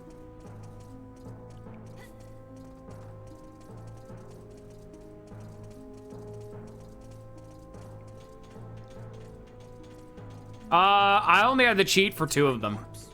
I knew 5 of the 7 questions. Okay, I would say 6 of them, but like there's like an asterisk because Fridius, I just didn't know how her fucking name was spelled. I know it was Fridius, and I guessed Fridius, but I wasn't certain about it. The only one I got wrong was that Raoul left the Pride of Kings and not Ixion, which fuck. Like I got 1 wrong. I was pretty damn happy with myself.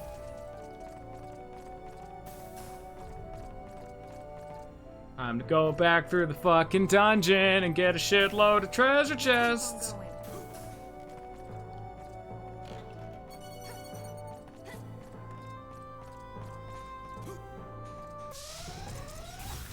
You think I'm gonna go easy?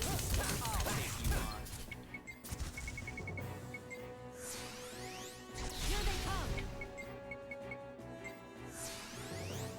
Persona 2. Oh shit, I'm on board.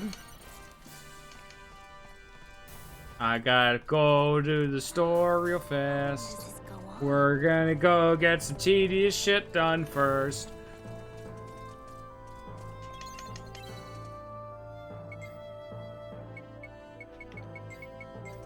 Gotta go to Zerard and become a platinum hunter.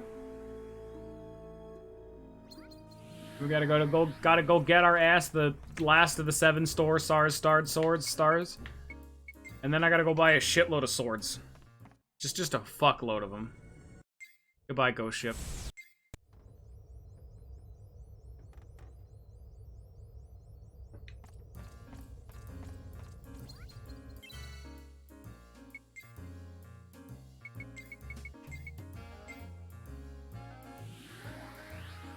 And then at the same time, I'm also gonna need it. So I'm gonna need a fuckload of swords. I'm gonna need to. Oh, there's a lot I need to do. I have seen a full playthrough, but that was years ago. Quite a long time ago. Completionist percentage. You haven't completed anything. Look how cool I am. Man. If only I was that cool.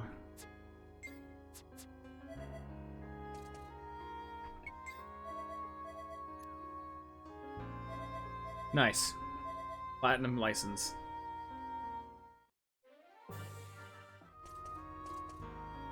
Yeah, I am never gonna do the fucking frog log. Fuck you, Chris! Get the fuck out of here! Fuck you!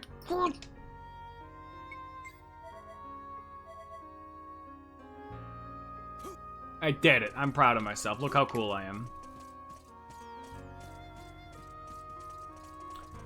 And now we're gonna go to Mariglen and buy just a shitload of swords. Just a fuckload of them, because we need the shitload of the Angel's Halos. And then we need to go farm a whole fuckload of enemies to then be able to then fill out the revelation chart as well as get all of the rare items. Oh boy. Yeah. Actually, one of the questions that that dude asks to just break the 4th fucking wall, one of the questions that the dude can ask at the ghost ship is, hey, what what is the studio that made Rogue Galaxy Level 5's first game? And the answer is Dark Cloud. And they fucking knocked it out of the park with their first game. Dark Cloud 2 is even better, but holy shit, Dark Cloud hype. Dark Cloud kicked ass, dude.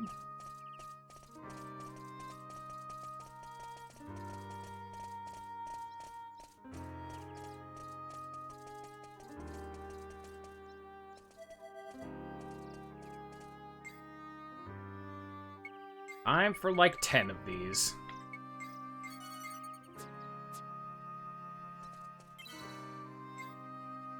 I need more swords than I know what to do with, so we're gonna put them all down here.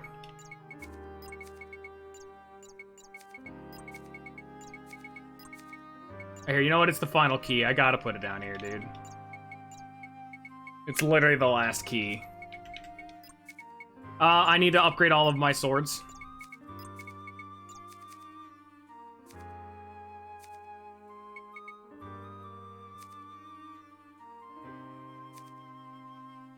Do I not have any more swords just lying around? Okay. Oh, over here.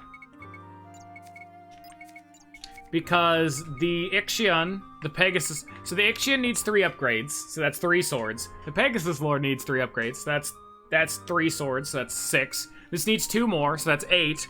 This needs 3 more, so that would be 11. And then this needs 3, which would be 14, but I'm almost certain this is going to need something bigger than the Judgment Halo, so it'll probably need like 15. So I'll go buy 5 more.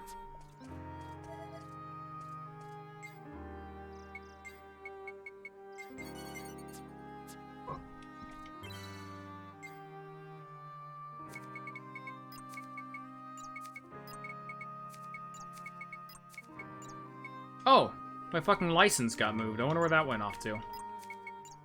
Where's my license? Because it's technically a new item in air quotes. I have so many of these damn shields I can just get rid of, but I need to, like, look into them more.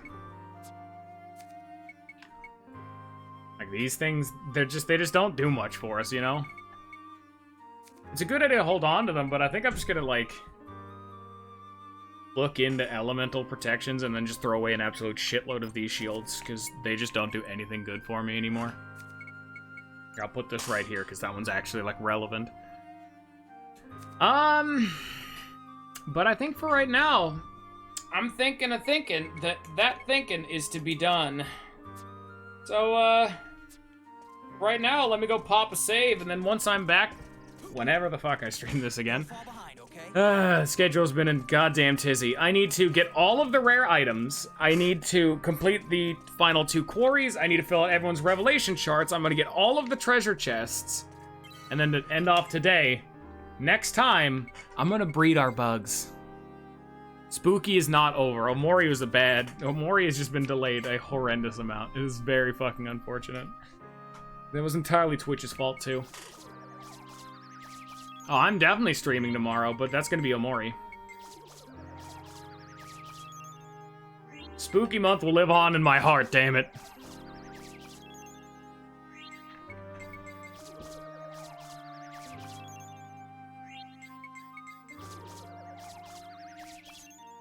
We're gonna do a whole fuckload of Insectors next time I stream this, too.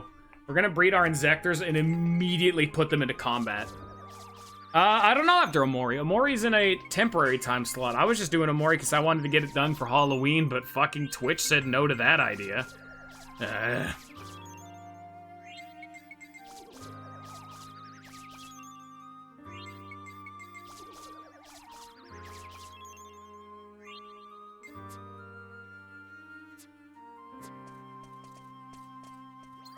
I know, but I would get, like, into it. No, Omori's gonna take quite a few streams. Omori won't be too long, but it'll be a decently long. I would say 6 or 7 streams, rough estimate. Maybe more, maybe less, just a rough number. Oh, follower emotes? I can do that right now, but probably not on stream.